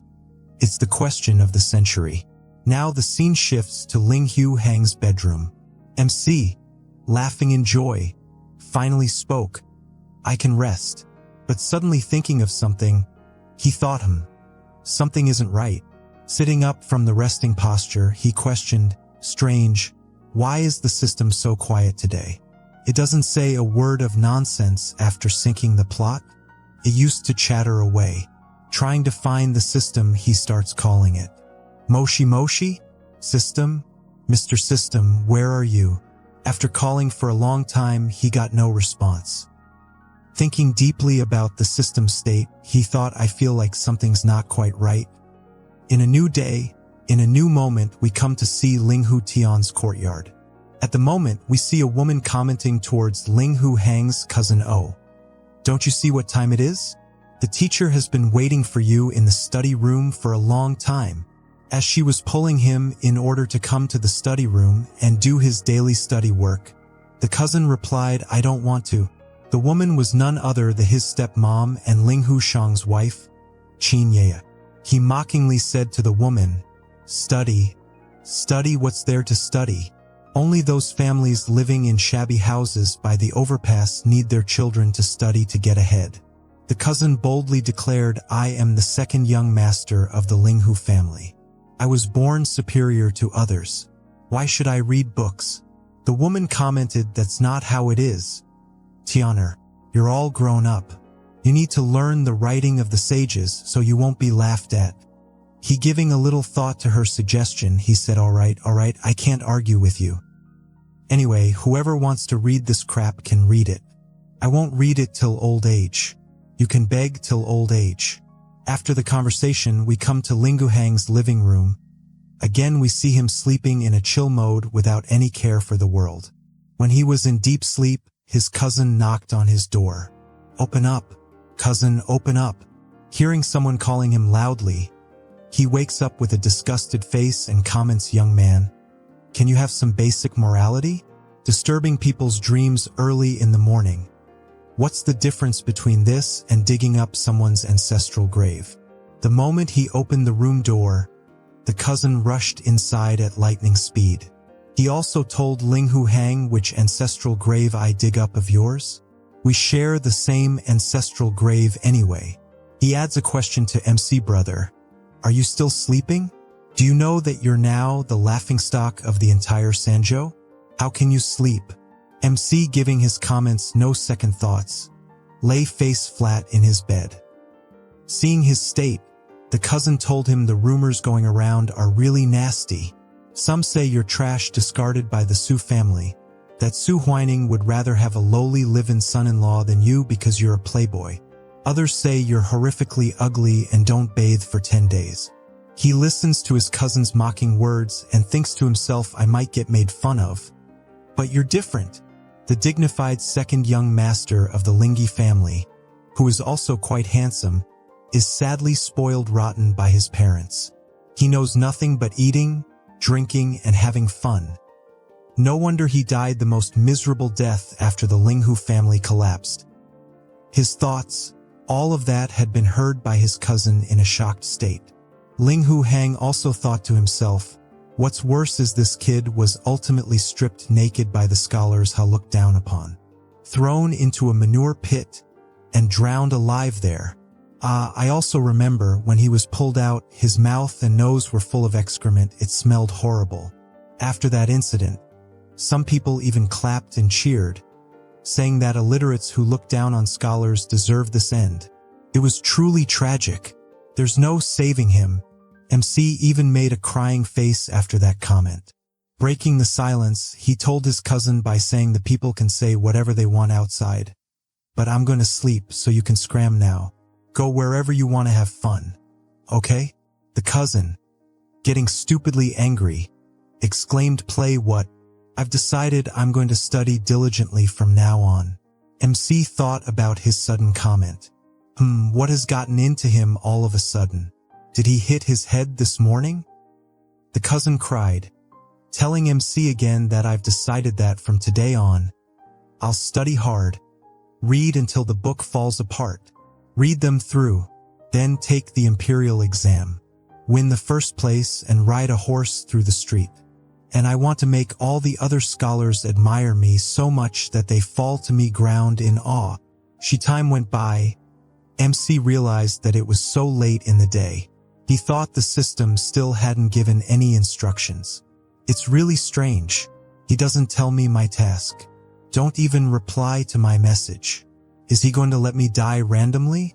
But if I just wait like this, the system will judge me for inaction and deduct my points. No, let's just follow the original plot of the novel first.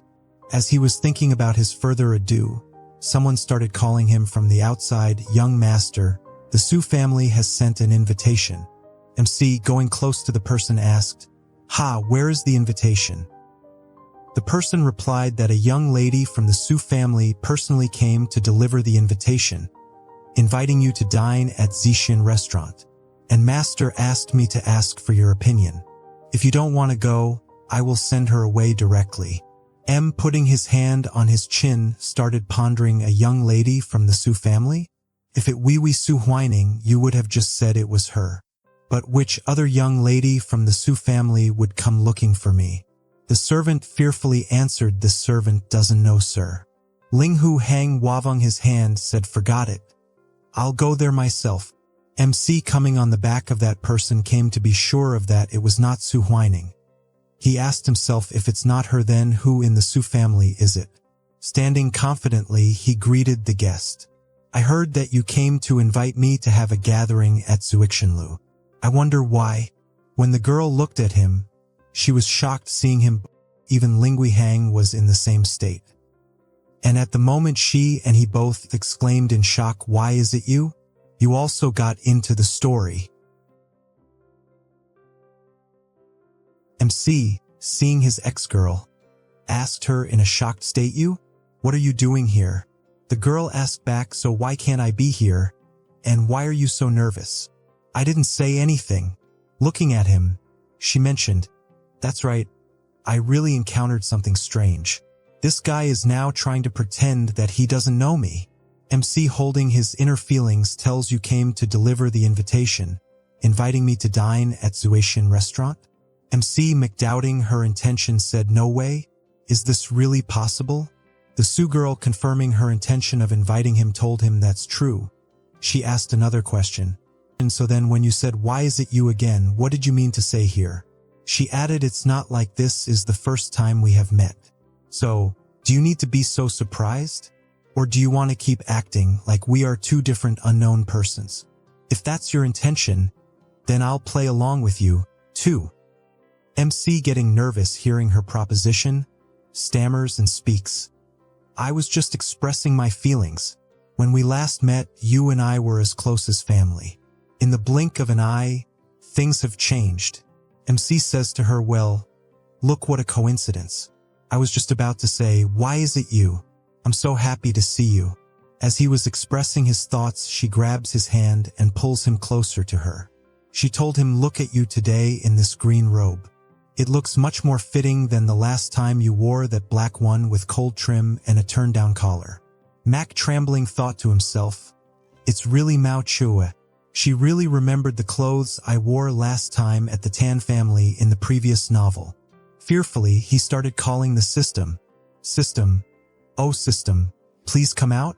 Feeling no response from the system, he thought, isn't Mao Chue the heroine of the crazy son-in-law of the Four Seas Dragon King? Why is she in this book? What's she doing in this Nobel? Mao Chue, glaring, told him come on. Stop pretending. Do you think I won't be able to recognize you just because you changed your disguise? What are you so upset about? Don't tell me that you didn't get to marry your childhood sweetheart. Su whining? That's why you are acting like this. MC, becoming fearful of her comment, grabs her mouth from the back and advises her please keep your voice down. I will tell you everything. He again suggested to stop talking. This is my courtyard, so let's go in and discuss the matter. She commented, what, are you going to sneak someone into your own house? Why are you being so secretive now? Why you annoying? Be gentle. You are hurting me. As Lingyi Han was taking Mao Chue into his house, his mother saw them going together. She, in a shocked state, commented, this is why they are being so close. His father also commented, Madam, I seem to be dazzled and hallucinating just now because I saw them almost being intimate. Wang Jielinghu Hang's mother spoke. If the master also saw Hanger hugging the Su family cousin Mao Chue into the courtyard, then it's probably not just you. I also saw the same thing. The father, confused, asked, when did your son get together with Su Huining's cousin? Wang Jie replied, don't just ask me. I just found out about this today. The father angrily retorted, that wretched child. To be carrying on like this in broad daylight so intimately, it's simply outrageous. Wang Jie saw her husband taking action to stop Linghu Hang and Mao Chue. She stopped him and suggested, don't be in a rush. Hanger is one thing, but Miss Mao is an unmarried girl. And we don't know what's going on in the room right now. If we rush in like this, that girl's reputation will be ruined. The father skeptically asked his wife, then what do you suggest we should do now? Wang Jie gave a solution. She told him, I think we should at least wait until Miss Mao leaves. We can talk about anything behind closed doors as a family. As they were talking among themselves, Linghu Hang's second aunt, Qin Yeye, approached them. She exclaimed, big brother, big sister-in-law, something big has happened. She adds, come and check on Tianer. He was refusing to study this morning. But suddenly he ran to the teacher saying he wants to study hard and take the imperial exam. He might have hit his head. Hearing her comment about the current state of Tianer's studying brought of them became a state of stone in shock. Now the scene takes you to Linghu Tian's room, where we see Linghu Tian studying with this teacher. The teacher mentions to him, ahem, my student, you should know that the way of great learning lies in manifesting. As the teacher was teaching him, Linghu Tian, he clearly failed in every aspect of learning anything at all. Recalling the lesson of the teacher, he exclaimed, "Sir, I clearly remembered you teaching me something just now. Can you please tell me what it was again?" The teacher frustrated through the scroll and explained in manifesting illustrious virtue. "You don't even know the word virtue? How do you expect me to teach you?" As the teacher and the student were studying, we see Xiao Taohong, Ling Hu Sang's concubine, intensely watching them. She thought to herself, can this good-for-nothing learn anything?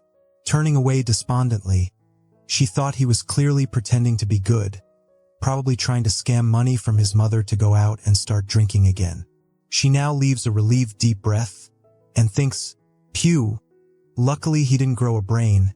I almost thought this kid was going to make progress." At Ling Hu Hang's room, he spoke to Mao Chue. He questioned her, "What's going on? How did you become Su Huining's cousin?" She elegantly replied, "I don't know either. Everything was fine at the banquet. Then suddenly there was a flash of white light, and I fainted. And when I woke up, I was already at Su Huining and Neng Yi's wedding. As Su Huining's cousin, I was combing her hair at that moment." Ling Hu Hang started moving back and forth as he started thinking about the situation seriously. He told himself, this is a bit abstract. Not only did the system suddenly stop responding to my call, but a character from the previous novel has followed me to the new Nobel, and even has an official identity. She curiously spoke, "Hey, I haven't asked you yet. You came all the way to the gate to receive the Su family's invitation. Don't te me you haven't given up on Su Huining?" Ling Hu Hang angrily retorted, "Am I crazy? Why would I try to steal anyone? And who would dare to snatch the protagonist's love? Aren't they tired of living?" Mao Chue, hearing his thoughts, told him, Is that so? But you don't have this attitude in the previous novel." Secretly cursing Zhang Beixian as a show-of and wanting to avoid him, yet knowing he's interested in Xiao Churan, still flirting with Xiao, "You did." MC widened his eyes in shock. Hearing her comment, he asked, "Wait, what did you just say? What previous novel?" MC thought in his mind that he only knows that she is a character in the Nobel, but how did she come to know that? Could it be that she already knows she's a character in a Nobel? Mao Chue smiled slightly after hearing Ling Hu Hang's inner thoughts. She confirmed his thought, told him, "That's right, it's exactly what you're thinking right now. I just heard it all." MC panicking exclaimed, "Heard it all? What does that mean?" Mao Chue, poking him lightly, told him, "I mean to say all your secret complaints in your mind. I can hear them all." MC thinks about the past, thinks to himself, no, maybe Mao Chue is just talking nonsense. Mao Chue debunks his thoughts and tells him, "I'm not talking nonsense." Ling Hu Hang, seeing her smiling face, thinks as expected of someone who's a female lead.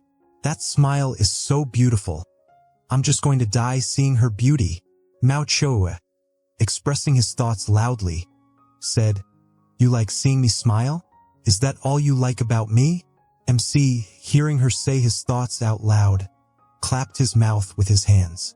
He explained, "You heard it again." Looking at her, he said, "I get it. This must be the female lead's cheat, there she could hear my inner thoughts." And again, being able to hear my inner voice must be because the trash system isn't fully developed, leaving so many plot holes. Trash system, why aren't you coming out? Mao Chue smiled victoriously, hearing his idea in regards to her. But suddenly she grabbed him and told him, "Never mind. If he cares so much about this, just let him be." She also suggested, "Hey, you dragged me into the room in broad daylight just to leave me here watching you soused out?" Ling Hu Hang stopped her suggestive hands and told her to stop wondering. She exclaimed, "Stop," when we met again at the Tan family hotel. "Who was it that said I was hot?" Coming closer, she gently called me. She told him, "Ling Hu Hang, did you know I was hot just by looking at me?" Coming intimately closer, she started whispering, "Ling Hu Hang, do you want to personally taste that?" In reply to her suggestion, he tells her, "Let me tell you this in advance. Although my name is Ling Hu Hang in the previous book, I only had the task of playing the role of Ling Hu Hang. I'm not that little boyfriend who had a sweet campus romance with you. I was not permitted to touch, Just watch and feel.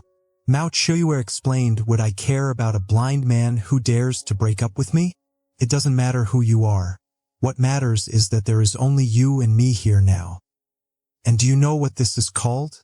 Otherwise, Ling Hu Hang blushed and asked like a naive person, what is this called?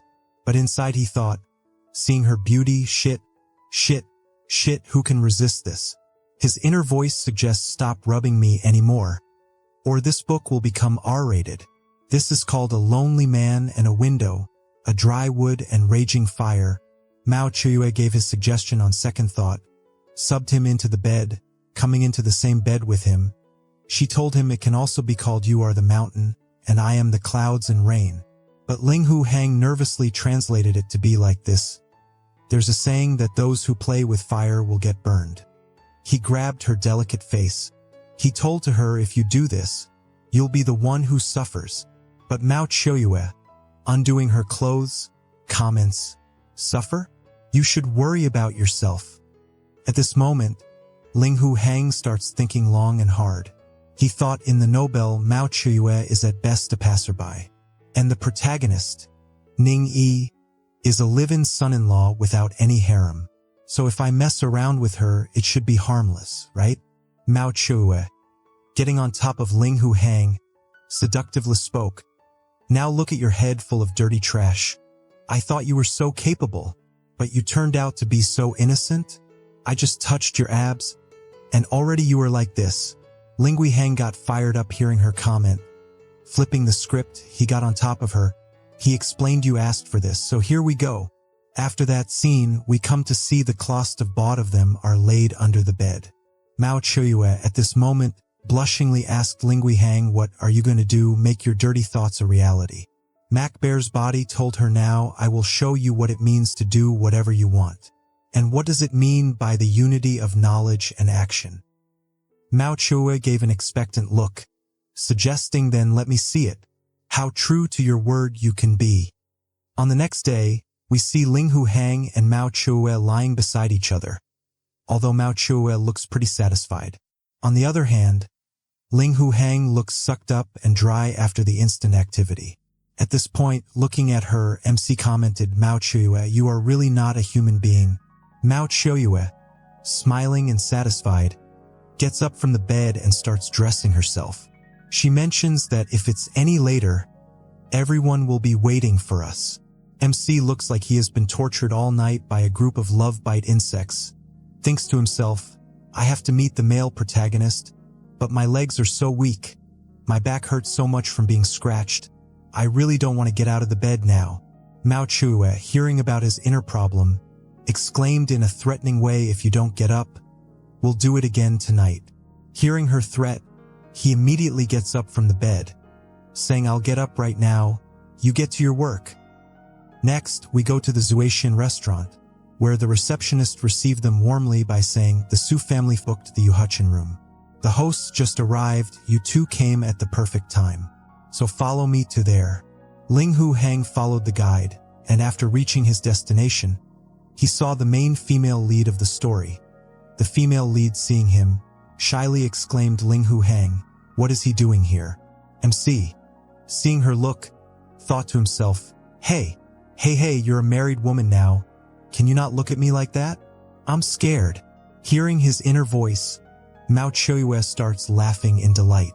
MC also thinks that if your husband sees this and suspects we're having an affair, I'll never be able to clear my name.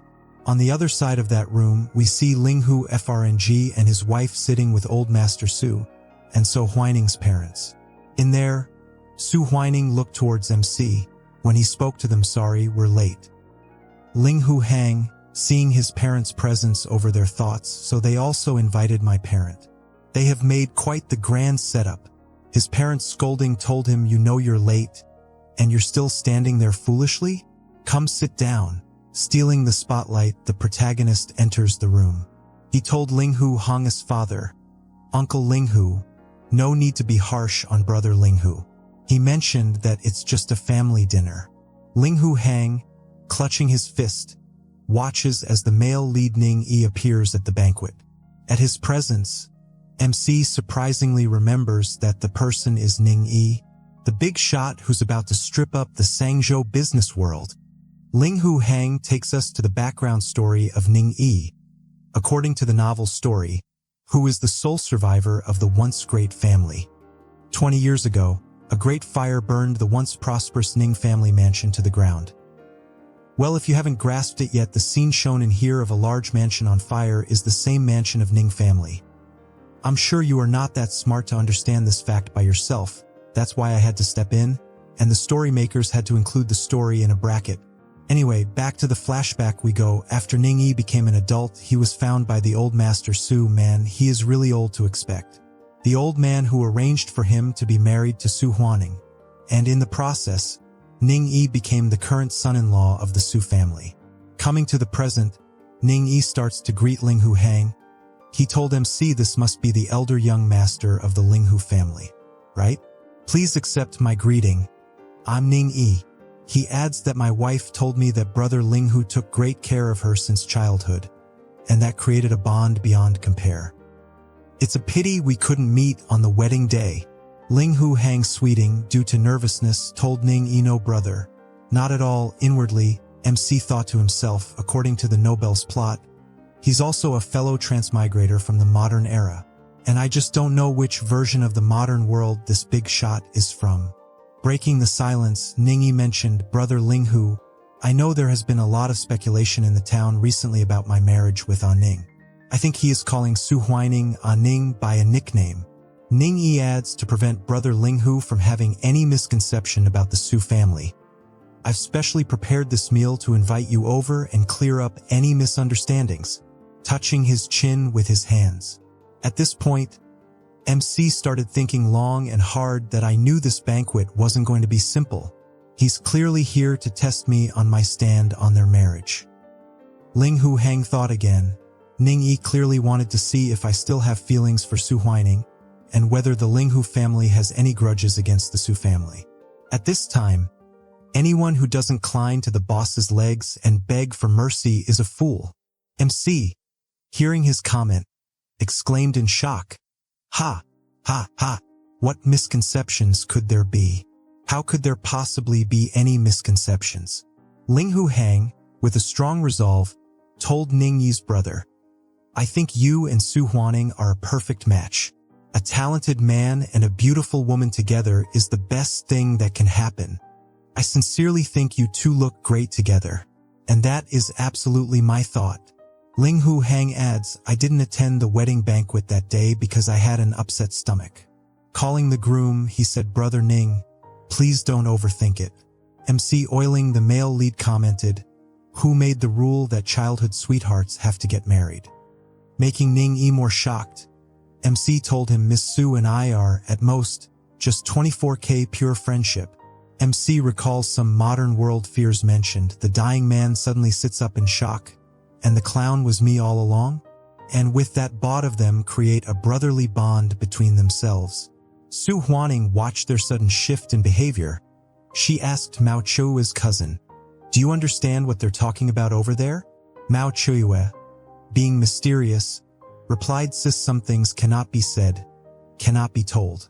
At the point, Ning Yi, holding Ling Hu Hang's hand, starts pulling him to the other room. Ning Yi exclaimed, excuse us, everyone, please enjoy yourselves. Brother Ling Hu Hang and I have some private matters to discuss. We will step outside to resolve them swiftly. Ling Hu Hang, at the moment, looked helpless in front of Ning Yi's desire to talk. Everyone also looked shocked, seeing their sudden closeness. Going outside to the courtyard of the Zuixin restaurant, we see Ling Hu Hang and Ning Yi making a dark and gloomy face while they sit there in silence. Breaking the silence, Ning Yi asked Ling Hu Hang, I didn't figure it out until I became a ghost.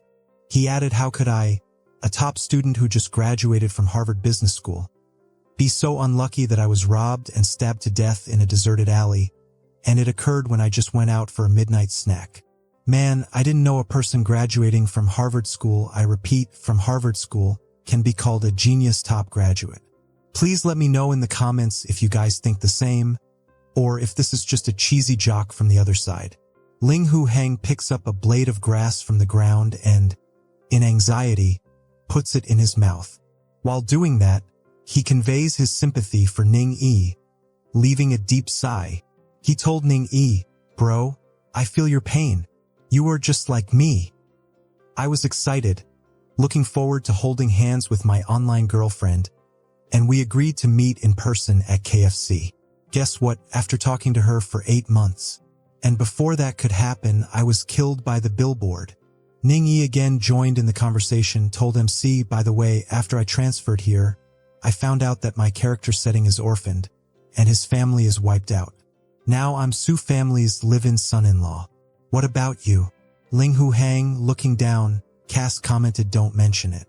You transmigrated in time, but I transmigrated into a Nobel. And it's a villain transmigration system. Eternal villain, and also as the heaven chose cannon fodder." Ning Yi, looking at Ling Hu Hang's detected face, comments, "Damn, bro, that's pretty cool." Making his point, Ning Yi told him if it's a novel transmigration, even if being a villain means you know the entire plot of the novel, that's basically like having a walkthrough guide. Ling Hu Hang, sweating, mentioned, "Bro, the entire plot is you wiping out the entire Ling Hu family, and then it's my turn to get killed." After that comment from Ling Hu Hang, the whole place goes silent, with both of them making a dark face. Breaking the sudden silence, MC asked Ning Yi, "Bro, why aren't you saying anything? Don't tell me you really want to kill me?" Ning Yi nervously replied, "How could I? Rather, I'm counting on you, the villain big shot who knows the plot, to give me a golden finger." Ling Hu Hang, looking down, mentioned, "Bro, if you think clearly, based on how the plot is unfolding now, if I don't cause trouble, I can't really be considered a villain, right?" So all of a sudden, he exclaimed, "Won't the whole villain transmigration theme fall apart?" Solving a puzzle, he thought, "Damn, is that why my system suddenly malfunctioned?" Ning Yi, also holding his head, said, "According to what you said, could it be that the villain is actually someone else?" They both started thinking in a long and hard way to figure out who the real villain is here. Now, if we come to Zuatian restaurant private room, you can see Su Huaning puffing her face in loneliness and jealousy. She thought and questioned herself, what are those two talking about? It's taking so long. Standing from her place, she told everyone, "I'll go and check their situation." Arriving outside, she saw Ling Hu hanging and Ning Yi sitting beside each other. Being the smart one in the room, she made her own conclusion and thought to herself, as expected, there was a dispute. So coming from behind, she grabbed Ning Yi's shoulder and pulling him closer, she asked Ling Hu Hang, "Ha man, what exactly do you want?" She further added her thoughts by explaining, "I admit that our elders did discuss marriage back then, but it was just talk. Now that Ning Yi and I are married, why do you keep pestering me?" Ning Yi, watching this drama from her, exclaimed towards her, "Ning, you misunderstood the situation. Brother Ling Hu and I were just having a great chat, and after the chat, I kept feeling like we had met too late. And talking to him, I have come to know that he has absolutely no romantic feelings for you." Ling Hu Hang flusteredly spoke, "That's right. It's all a misunderstanding between us." Su Huaning looked at Ning Yi. She angrily retorted, "This is the first time you two have met, right? And again, you have talked for 10 minutes, and it looks like you already know each other so well. You don't have to fear anyone. Just tell me, did he threaten you?" Ning Yi, denying her accusation, said, No, not at all. Jinghu Han portrays him as innocent, bringing his hands up in a promising gesture. He spoke, "If Miss Su doesn't believe me, I can swear an oath right now. I, Ling Hu Hang of Sanzhou, have viewed Miss Su as a sister since childhood. With all my dignity, I say I have absolutely no improper thoughts towards you. And if I'm lying, may I live alone for the rest of my life and die a bad death."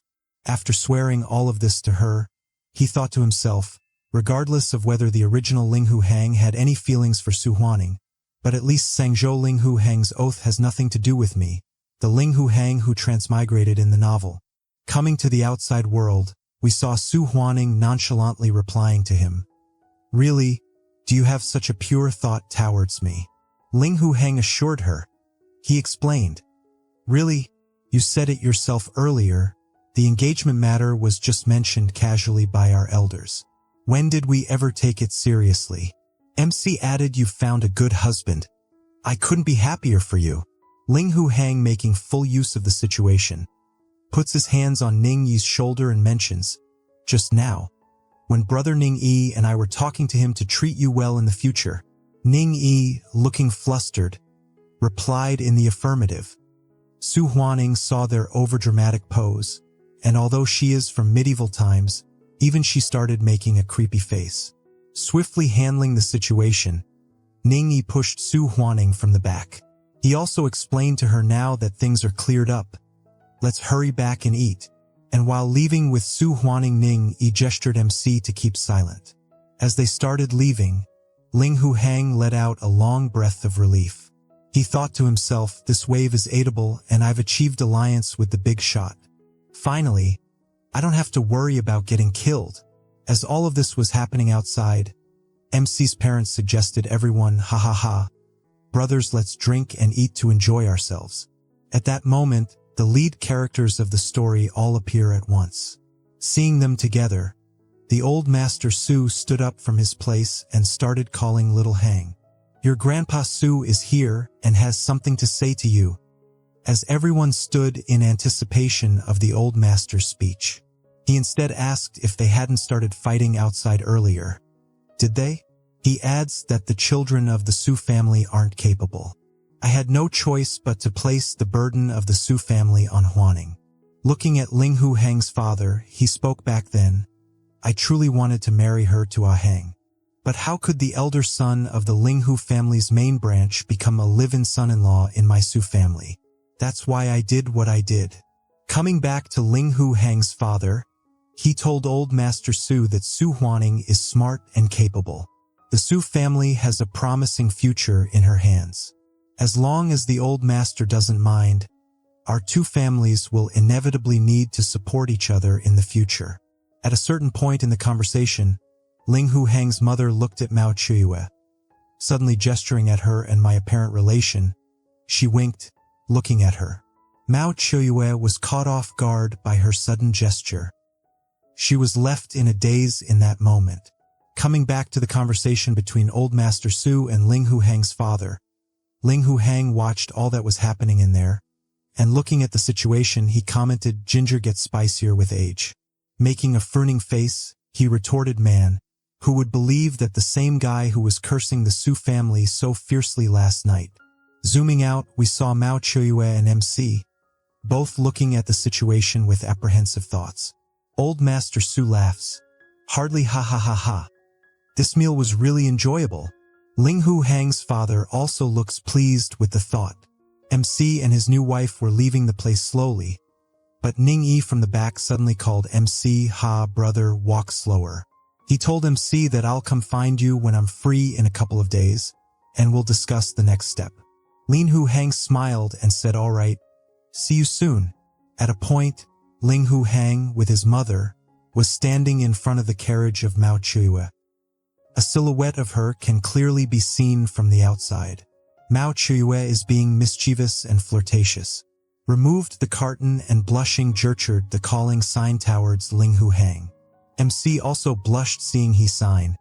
He thought in his mind, ha, lady, don't be so blatant. My parents are right here. Looking to the side, his mother made a dark and scary face after seeing the intimacy between them. She grabbed Ling Hu Han's ear and pulled him by saying, what are you looking at? Get in the carriage. MC stammering tried to explain the situation. Ow, ow, ow, mom. It hurts. What are you doing? Going inside the carriage, Ling Hu Hang's parents shut their eyes closed for a possible confrontation with him. Ling Hu Hang's mother, sitting his mother spoke to get the attention of her husband. Ahem. Master. His father, taking the stage, mentioned that since things have come to this, is there anything you can enlighten us on? Suddenly, his mother hit him on the head, exclaimed, don't pay attention to your father. He has been acting with old Master Su for too long, and you Ling Hu Hang still hasn't gotten out of the character yet. MC's father stops her scolding, mentions how could you treat the master so roughly? Ling Hu Feng's wife, clenching his fist, replied, what master? This is my son. Lin Hu Feng, impressed seeing her angry state, nodded, oh, I understand. You mean the young master, heaven's secrets cannot be revealed, right? And indeed, he hasn't gotten out of the character yet. Ling Hu Hang, hearing all of this, was momentarily shocked. Coming into his room, he lay in the bed and started thinking about the situation. To make some sense of all that was occurring in the short frame of time, he started calling the system over and over again. After calling 3 times, he spoke, I called you 3 times. Do you dare to answer? Sitting up, he thought to himself, this current plot direction is a bit weird. I haven't messed up the main storyline, have I? And it's like driving blindfolded without the system's help. I'm so scared that something will go wrong. Thinking of it, the princess has given birth. And I almost forgot the third uncle's wife is Princess Chenyang. At the point in the plot, she was giving birth, right? And with that thought, he lay again and closed his eyes in order to rest. But suddenly remembers something, he stutters and sits up in a fast motion. Wearing his sleepers, he remembered in the novel, the baby girl was strangled to death by the midwife right after birth.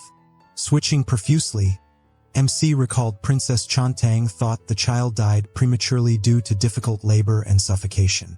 And because of this, she was heartbroken. She was ill and never recovered, allowing the third uncle's mistress to take her place. Leaving quickly, he recalled that since the baby girl had already been born, logically, she was not so far from being strangled to death. At a certain point, he spots the baby being taken. Looking from the back, he thought that if the baby girl died, Princess Chenyang and her uncle would fall apart, and the royal family would have conflicts with the Ling Hu family. Frowning in anger, Ling Hu Hang thought this was what accelerated the Ling Hu family's downfall. Clenching his teeth, Ling Hu Hang had come to a final decision that the child absolutely cannot die. MC saw the maid looking here and there to do his job, but he was also relieved to witness that the child was sound and safe. He sighed and thought, fortunately, I'm not too late. Now, from the maid's perspective, she gave a menacing look to the child. She whispered, you unlucky thing. I will strangulate you to death later. As she was speaking, she suddenly sensed someone behind her. Angry, she looked and shouted, who's there?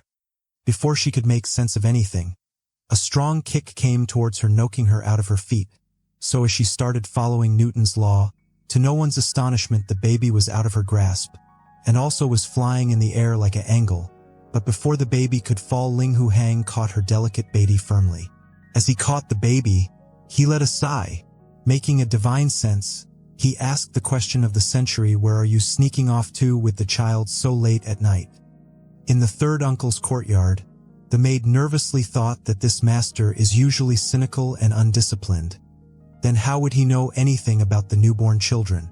The maid, explaining herself, spoke, it's not the young master's fault. He actually mistook this old servant for a bad person.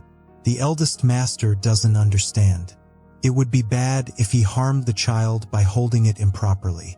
It's better to give the child to this old servant. Ling Hu Hang, clearing his suspicion towards her, said, did I misunderstand you? The maid, thinking she has fooled MC, and now she has the upper hand, tells, yes, look, the child isn't even crying. Trying to be smart, she pointed, not crying right after birth isn't a good sign. Maybe it won't survive. Don't let this bad luck affect the young master. Insisting more, Ling Hu Hang explained it would be better if the child died in his hands. It would be none of my business then, so I'm technically this child's elder brother. Even if it's not breathing, I should still say goodbye to the child. Ling Hu Hung, holding the child upside down, smacked her in the back. He commended her, why aren't you crying? Cry for this young master. He recalled, I've seen them do this medical drama. This should be right, shouldn't it? Seeing his action, the maid cried in shock, madman, you are a madman. He's crazier than me. And with a bolt, she started running from her place. She shuddered. If the child dies, it's all the young master's fault. It has nothing to do with me. The child, after all that drama, fell asleep in his hands. MC, seeing the sleeping beauty, recalled all that drama series I watched with my mom. Finally came in handy for once. Ling Hu Hang, going inside Princess Chenyang's delivery room, came face to face with her. Seeing him, she mentioned, "Young master, this isn't a place you should be." Ling Hu Hang, clearing her misunderstanding, pointed, "Look clearly. I'm bringing the child here for its mother to see." The girl beside the princess comments, "Has the young master gone mad?" The girl mentioned the princess is sad enough because he child didn't make it. Is he afraid that the princess is not sad enough?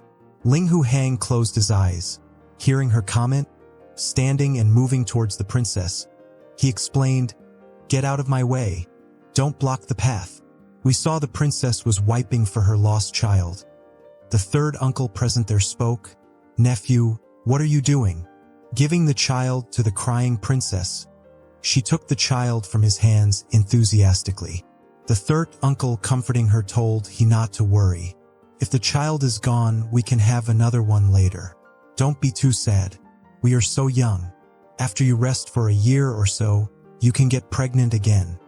Ling Hu Hang, cutting off the conversation, said, "Who said the child is gone?" The third uncle shouted at MC, hearing his bracing comment, Hang, what are you doing?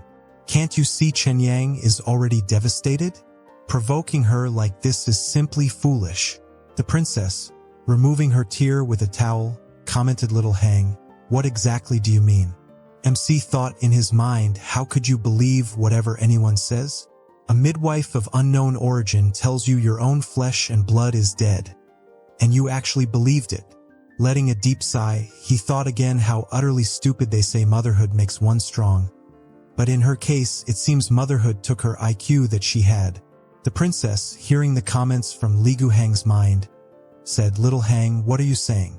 MC, removing the cloth from the baby's face, told her, "Here, see for yourself." When she saw the child, she was surprised and filled with joy. She called her husband, "Ha, look. The child is fine, alive, and well." "Is really alive, husband? Look, the child, it's not dead." The third uncle's pupils widened in shock after really seeing the child well and alive. He exclaimed in shock, "How is this possible?" The midwife clearly said the child had stopped breathing just now. "You must be hallucinating because you are sad."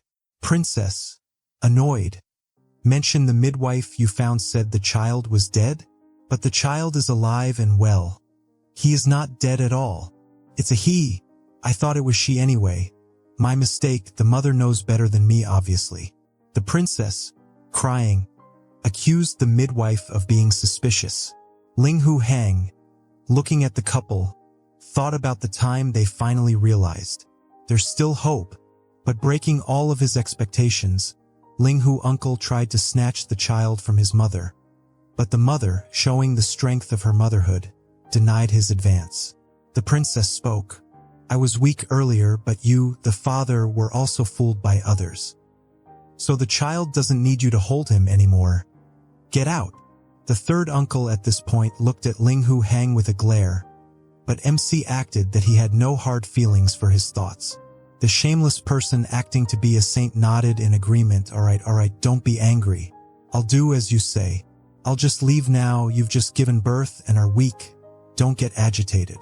I'll come see you tomorrow morning." Spiting at the situation, he sighed in frustration. Damn unlucky. How did that midwife handle things? Scene shift to Ling Hu Gang's study room, where he is writing a letter to someone, and the letter states Ling Hu Hang interfered and the plan failed. Chanyang is now worried about me. After writing, he attached the letter to the pigeon's leg. When he let go of the pigeon, it flew to its master, who was a hooded, dark persona guy. The hooded person, after seeing the letter, came to the decision that it seems they have to think of another way to achieve the mission. Meanwhile, the protagonist approaches the mother and says, "I'm heading out." As he leaves, he looks back once more. Yeah, that baby's definitely well-fed. What a naughty kid. This guy's clearly one of our own. Out on the street, he scans his surroundings, wondering who might be nearby. Soon enough, he spots Languian, deeply absorbed in his studies. Not long after that, Xiaovang arrives. As bold as ever, she is the concubine of the second uncle of our boy. She tells Tien that she prepared some mushroom soup for him and insists he taste it. Tien replies, "Fine. Just leave it there. I'll try it after I finish studying." But Tahong insists on clearing the table and taking everything for herself. A servant girl enters, tugging away his brush as Tien voices his complaints. The protagonist silently observes the scene and comes to a realization. For some reason, this woman seems determined to raise the boy to be utterly useless, as if she truly wants him to achieve nothing in life. Qin looks around, thinking, "Damn it, who's saying that?" and slowly begins to suspect Tao Hong's true intentions. At the same time, Tahong wonders if he's finally been moved by her kindness. She steps closer, telling him his eyes look far too red and that he needs more rest. He should really stop reading so much, since it's bad for his health. But all that sugary concern only makes him shiver, and he desperately wants to flee back to his room and sleep as far away from this strange woman as possible. The protagonist overhears the aunt remark, "Tien's been so hardworking lately. I wonder what's gotten into him." Our boy, ever curious, chimes in, "Yeah, I want to know too. Why have you been working so hard?" "Huh? Tell us." Qin replies that he dreamed of immortals who told him that, in this life, he would be his father's only son. However, because he followed Tahong's advice and spent his days drinking, having fun, and fooling around, he ended up completely ruined and was eventually killed. His family went bankrupt and everyone died. The aunt, stunned, covers her face and says, "No, child. I was only worried about your health. Never anything like that." Suddenly, she turns, calls Chumlin over, and orders her to pack everything. They're leaving. Qin walks up and asks our boy what he thinks. The protagonist congratulates him, saying, "This kid has really grown up. Still, we can't figure out how this brat knows I'm here." A few days later, the little system finally appears. Our boy immediately complains, "About time, man. You took forever." In the meantime, he has already introduced modern-style clothing and begun opening his very first businesses. Something about all this feels off. The protagonist tries to identify who the real villain might be, since nothing has happened yet. Just then, someone approaches him from behind and calls him young Master Hang. Oh no, it's the powerful one, the princess with endless storage. She asks why Princess Qinyang is dressed like that. Qinyang replies that if it weren't for him, she and her son would have been separated that night. She came specifically to thank him in person, but he places a hand on her shoulder and asks why she's being so formal. They're family, not strangers. Then he thinks to himself, Princess Qinyang is probably one of the 3 most beautiful women in the entire country. Maybe even number 1. My third uncle must be an idiot to ignore someone like her just to keep that other woman around. He expects her to be shocked by his thoughts, but instead she's more curious about who this other woman might be. The protagonist asks if she's all right, noticing that she's trembling. Qinyang finally understands why the middle wife wanted to take her baby away. That bastard gang had been planning to separate mother and child to force her into this whole mess. The protagonist considers telling her everything but hesitates. His uncle is still working on a plan to cure her illness and expel her from the family. If he speaks now, it would only shatter her heart. Sure enough, Qinyang starts crying. She says that young Hang has been incredibly kind to both her and her child, and she's not ungrateful. One day, she promises, she will repay him however she can. She turns and leaves, while he stands there wondering if he said something wrong. Why did she suddenly walk away like that? Meanwhile, the comments are all saying, this protagonist clearly wants to share a little milk time with the baby. The scene returns to the Lingyu mansion, where the fierce one arrives. She calls Shoki and asks if she remembers what she told her that night. Shoki answers yes. She'll keep an eye on that bastard gang, investigate who the woman lingering around him is, and report back. Qinyang says she's heading to the palace, but something doesn't feel right. Perhaps that woman is actually the mastermind behind everything. The scene then shifts to the Imperial Palace Hall, where someone places a flower into the hair of a black-haired woman. Good grief, I think I know where this is going. The woman comments that the princess has beautiful eyes, far lovelier than any ornament she could wear. The fierce one simply smiles and replies, "That's only natural," sounding completely smug. Suddenly, someone arrives to announce that Princess Chenyang is requesting an audience. Meanwhile, over at the Su family clothing shop, our boy is eager to see how Ming-ai has been managing things. When he arrives, he finds an entire row of copy-and-paste workers waiting for him, and he immediately realizes just how enormous this man's influence on the world will become. The girls offer him a new cloak, but he politely refuses, saying not today. Still, they persist. Such a handsome young master absolutely must try on some clothes, they insist. Lingyu, however, is more curious about where Ninji managed to find so many wild beauties. Out of nowhere, a piece of fabric drops over his face. Confused, he asks, "What is she doing here?" "Oh no, it's Siu, more dangerous than ever." "What the hell?" She suddenly flops into one of the chairs and asks what he thinks of her outfit. Looking somewhat crooked, all he says is, "So, you want to do this again?"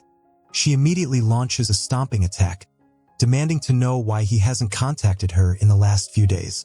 She's ruthless, completely overpowering our boy. What cruelty. Writhing in pain, he finally decides to fight back. He grabs her arm, headbutts her, and asks if she's planning to punish him. And all of this is happening right in the middle of Ming-ai's shop.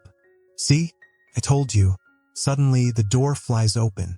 He hurriedly throws on all the clothes.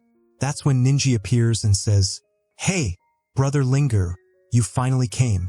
Then he adds, "Come on, there's some chaos going on in the shop. Let's go take a look." The protagonist is baffled, wondering why this guy seems to be enjoying himself while someone is wrecking his store. In the center of the hall, Horning is demanding to know why she should leave Ming-ai to go with Mungi. Manji tells her not to be so angry. He's merely inviting her to come along, yet she's acting all arrogant and high-handed.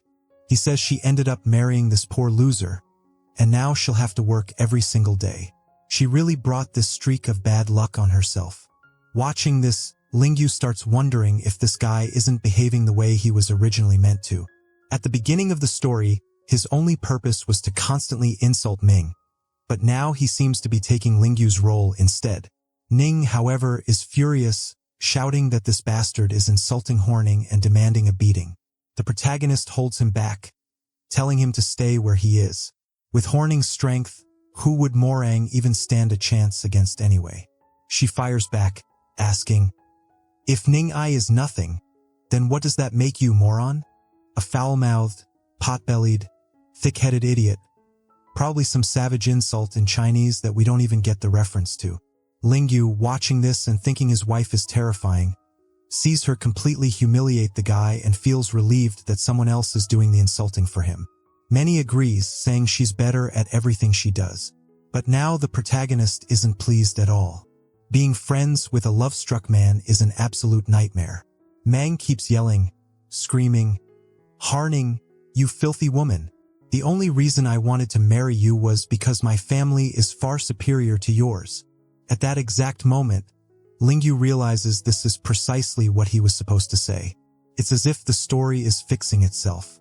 Since he took over Lingyu's body, all of Lingyu's original lines and actions were transferred to Morang, who is now the one shouting insults, calling her filthy, and telling her to stop pretending to be hard to get. Ning completely loses it and charges forward. The protagonist tries to restrain him, but even then, Ninji grabs Mong's arm and snaps it instantly. The guards rush in, shouting that they need to protect the young master, but Murang blocks them, demanding to know who dared to lay a hand on him. Ninji steps in front of Qing, asking how he dares insult his wife like that. In the end, Myron just leaves. It looks like he's about to do something, but nope, he only warns them to be prepared.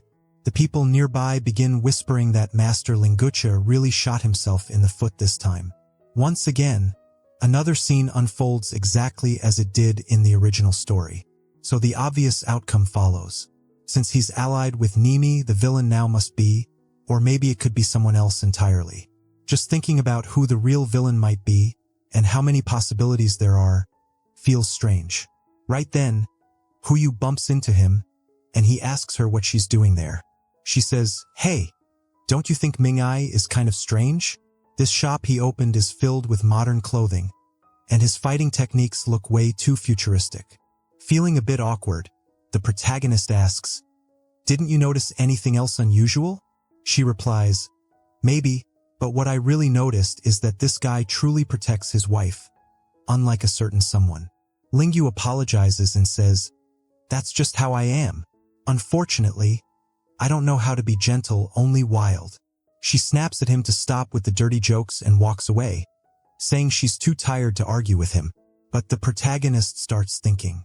Even though Ning'ai is also a transmigrator from modern times, he's still a character created within the novel by the author.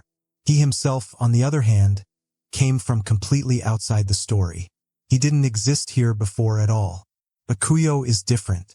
Why did she transmigrate into this world? She must have some kind of purpose. At noon, our guy glances at the door, sees no one around, grabs Kuyo, and drags her into the room. She complains that they look like criminals sneaking around, while he tells her to keep quiet. Meanwhile, his mother is saying her son is incredibly capable. He's managed to get involved with the Mao family without even relying on help from the Su family. Then his father drops a massive plot twist. Apparently, the Mao family, Kuyu's family, is a military household connected to a general who supports the second prince. Right now, though, the one holding power over the throne is the first prince, and if he finds out about this, it could lead to serious trouble. Even the protagonist is stunned by this revelation. His mother says, "Relax, you fool. The prince is benevolent. He'll understand." But the protagonist can't help thinking that women can really be unreasonable sometimes. His mother insists they must take advantage of the fact that the third princess has recovered her health. He replies that, speaking of her, their third brother isn't exactly a good person. At that moment, Shoki arrives with news for the princess. She went to visit the gang's mistress. Now the princess staggers, nearly collapsing, but she grabs Shoka's hand and tells her to speak. She says she'll handle it. She explains that the other woman gave birth to a daughter around the same time she did. Because Gang was present for the wet nurse's childbirth but not for the other woman's, the mistress is furious. Gang has promised that his marriage with Chenyang won't last much longer. Soon, he'll leave Chenyang and be with the other woman instead.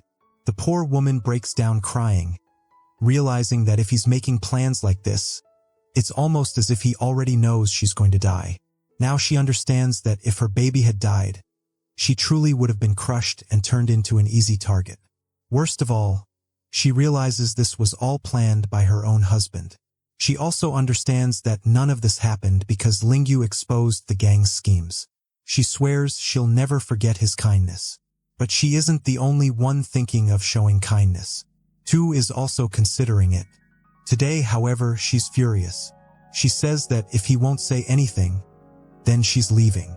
She's angry because she thought she was being summoned for an intense midday duel, only to end up disappointed instead. This girl is a true firecracker. The protagonist then asks, "I have something I want to ask you.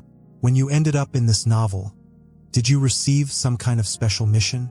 She immediately answers, "No." He finds that strange. "Do you have any knowledge of the plot? A system? Anything?" Q replies, "Are you insane? I just saw a flash of white light and suddenly ended up here. That's it." The protagonist is completely confused. It's far too different from what happened to him. He then asks about Charin. She was one of the female leads, so in theory, she should have appeared in this story as well. Kiru immediately says she understands now. He's stalling, and it looks like he just wanted an excuse to talk about another woman.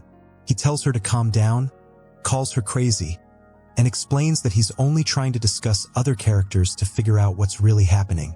Kuyu says she's never met anyone in this world named Shuran, then suddenly stops. He asks what's wrong, and she explains that the crown princess actually has a biological sister named Xiaochuan. Cut to another mansion, and there she is. The fierce woman asks if the boy's name is Lingyu Heng.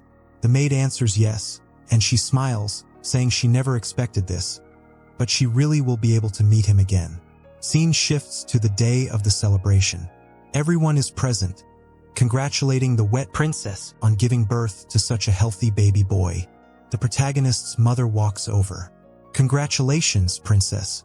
May many honored guests come to visit you." Then she steps closer and asks the obvious question, "Where is this child's father?"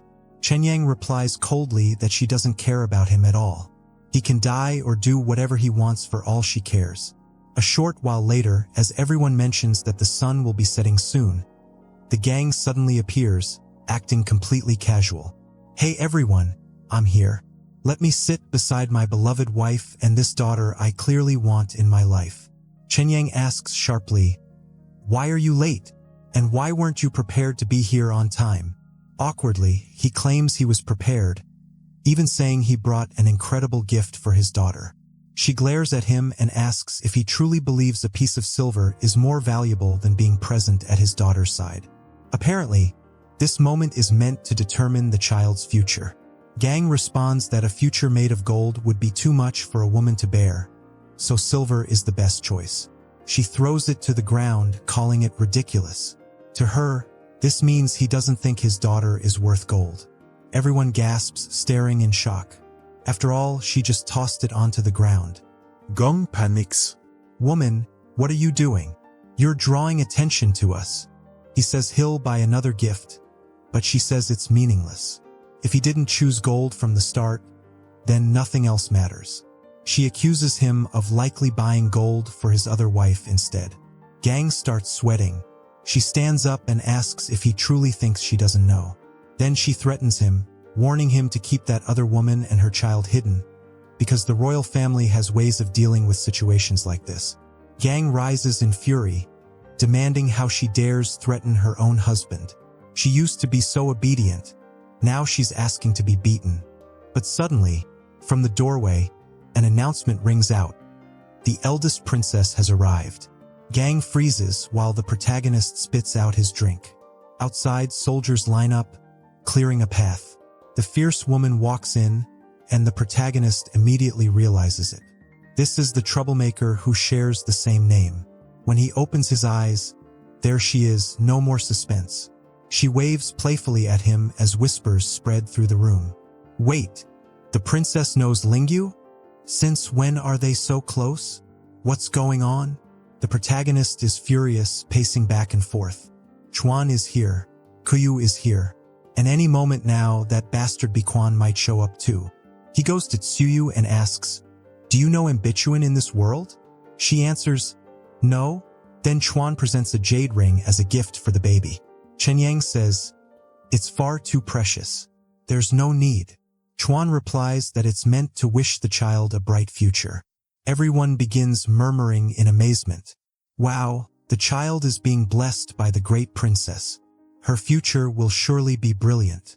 Gang slams the door and storms out, shouting that his damned wife is making him look like a fool in front of everyone. He releases a messenger bird while swearing, "My beautiful daughter, when you grow up, everything they stole from you, I'll give it all back." The bird was meant to warn the other woman, but it's shot down mid-flight. Damn it. Shui intercepts the message and rushes straight to Xiang, telling her that Gang was trying to contact the second prince. Meanwhile, Shiran is glowing, surrounded by admirers. Everyone praises her, saying, "Princess, you rarely appear in public, but you're incredible." The protagonist stands nearby, stunned. "This is unbelievable. Chiran is really here, actually the princess of this world. Now it all makes sense. That's why his system hasn't shown up. It must realize it caused total chaos and that this story is now a complete mess." Even though the Lingyu family won't be destroyed by the Su family anymore, their fate is still sealed. They'll be ruined anyway by their own stupidity. That's because they'll side with the crown prince, who will eventually be wiped out by the second prince, dragging the entire family down with him. The eldest princess supports the crown prince, and now the protagonist doesn't even want to get near her. Eldest princess equals crown prince. Crown prince equals famine, ruin, and the collapse of his family. And then suddenly the speech bubbles change. Everyone hears his thoughts. The entire room is shocked. The protagonist sits there thinking, what do? I don't want to die. How am I supposed to stop this? Maybe if lightning struck the second prince, that would solve everything. No, that's ridiculous. What about starting a rebellion? If the second prince dies first, then no one would dare harm the Lingyu family. Wait, everyone can hear this. Yuna's parents are staring at him. Lingyu boy, what the hell are you thinking? He covers his face and mutters that if the second prince dies, everything is resolved. Much better than rebellion. His parents exchange looks. Their son has gone insane. Later that night, everyone waves goodbye as the princess leaves in her carriage. The protagonist heads to his room, thinking that tomorrow he'll figure out how to handle all this. But when he lifts his pillow, there she is, the fierce one. He blurts out, "You crazy woman, weren't you supposed to be in the carriage?" She replies casually, I just slipped away, climbed the wall, and now I'm here." Lingyu grows suspicious and asks if she can hear his thoughts too. She asks if he means the ones in his head, and in that moment he realizes she can. She confirms it. She knows everything about the rebellion, about killing the second prince. Crossing his arms, he says he isn't a bad person. He just wants to survive. This story is brutal. She calls him an idiot for making all these plans while forgetting about her. Right now, she's the eldest princess. If the crown prince is destroyed by the second prince, she'll obviously be dragged down as well. So why not work together? Leu thinks to himself, I know it's a good idea, but your life is filled with drama, and it'll only bring disaster to me. Of course, she hears that. She stands up and says he can think whatever he wants. She made the offer casually, but he shouldn't forget who she is. If she speaks to the emperor, she could force a marriage at any time. That truth crushes him. He tosses the bottle aside and tells her to think carefully. They need to step back and look at this logically. First, their relationship only exists as characters in a story. They don't even truly know each other. So why is she talking about marriage? Besides, they don't need to marry. They could just be friends. Suddenly, something lands in his hand. Shuran is crying. He panics. Why are you crying? Stop crying. I was joking. Then he sighs. Actually, yeah, we really could help each other, couldn't we?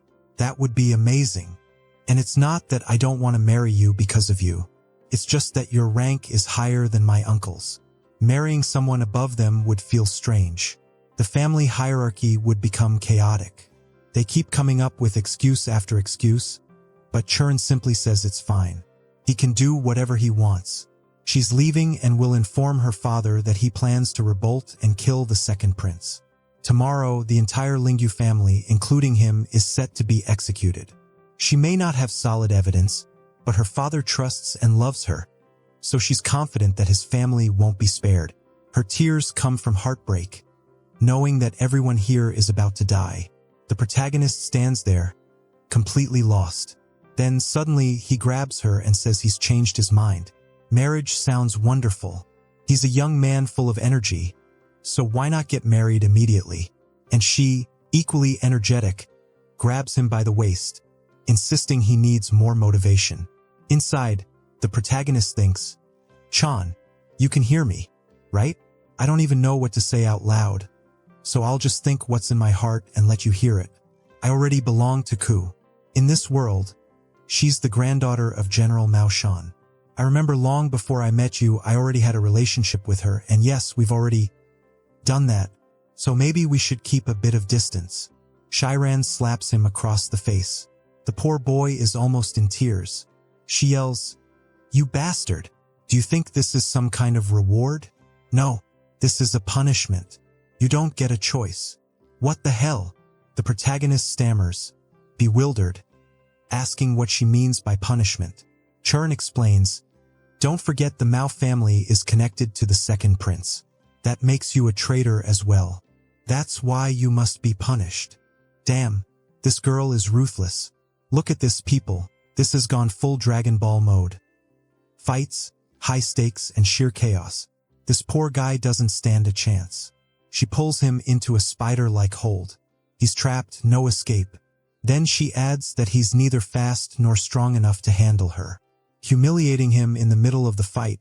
Are you just going to take that, protagonist? This is insane.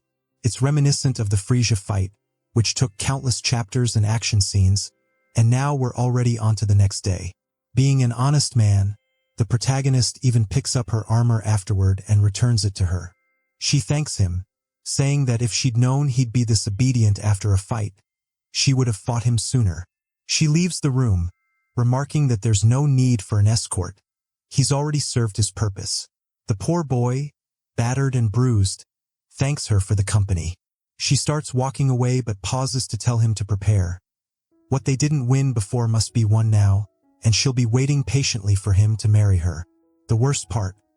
Last night, when she jumped over the wall, the entire family happened to be on the bridge for some random reason and witnessed everything. His father already suspects something significant is coming. Meanwhile, his mother is panicking. Why did the princess come out of my son's room? The father wonders aloud. Could it be those mysterious words everyone overheard that caused this? The aunt agrees, and now everyone is looking at each other, asking, "Did you hear it too?" The mother relaxes slightly, saying, "Thank goodness. I thought I was going crazy," hearing his voice without him even speaking. The father then mentions noticing something strange.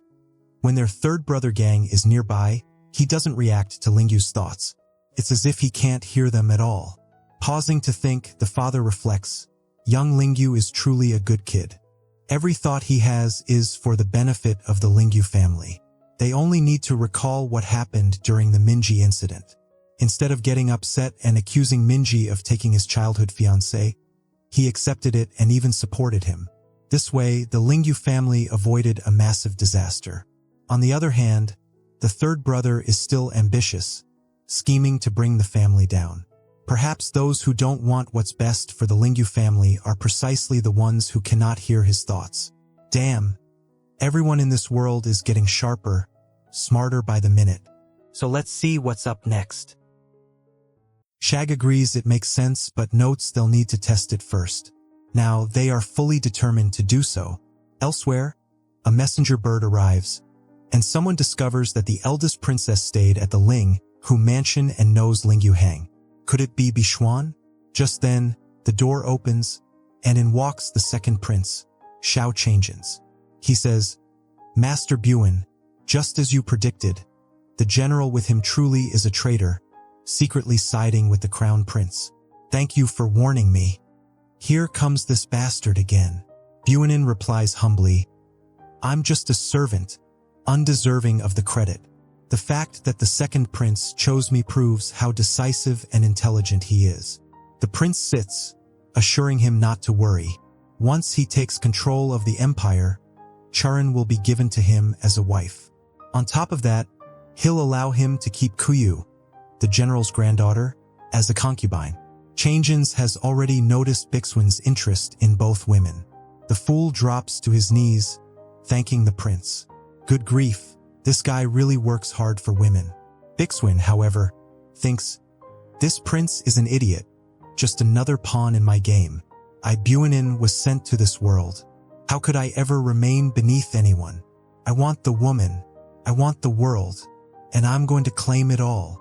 In the next chapter, both the protagonist and Buin receive the imperial decree. By order of the emperor, it hasn't even been read yet. The protagonist Ori is panicking, while Buin is seething. Naturally, everyone now knows about Charan's engagement to our boy. Changens, the second prince, is baffled. It makes no sense. How could the princess suddenly get engaged like this? The Lingyu family are mere merchants, and Lingyu Hang is just a descendant, not someone special. Buin, already aware of the situation, says that bastard must have played some trick. Could it be that Lingyu Hang's soul is the same as Lingyu's from another world? Now it all makes sense. He holds his head, muttering that this guy is a curse following him. The prince, trying to make sense of this lunacy, says, "Bixuan, relax. We still have plenty of time before the wedding. Tell me, what do you suggest?" Buin explains that in a few days, a flower viewing banquet will be held. All the ministers and their families will attend. If they can manipulate events to humiliate and disgrace Lingyu, that marriage will undoubtedly be called off. Buen sits, thanking His Highness. Even though he's being manipulated, he allows himself to be used by the second prince. Completely pathetic, he deserves every bit of humiliation coming his way. Meanwhile, Kunggu races through the halls as people warn her not to enter without permission. Huan steps out to meet her and asks what she's doing there. Fuku bursts in, exclaiming, "Your Highness, you're acting far too much like a concubine this early in the game."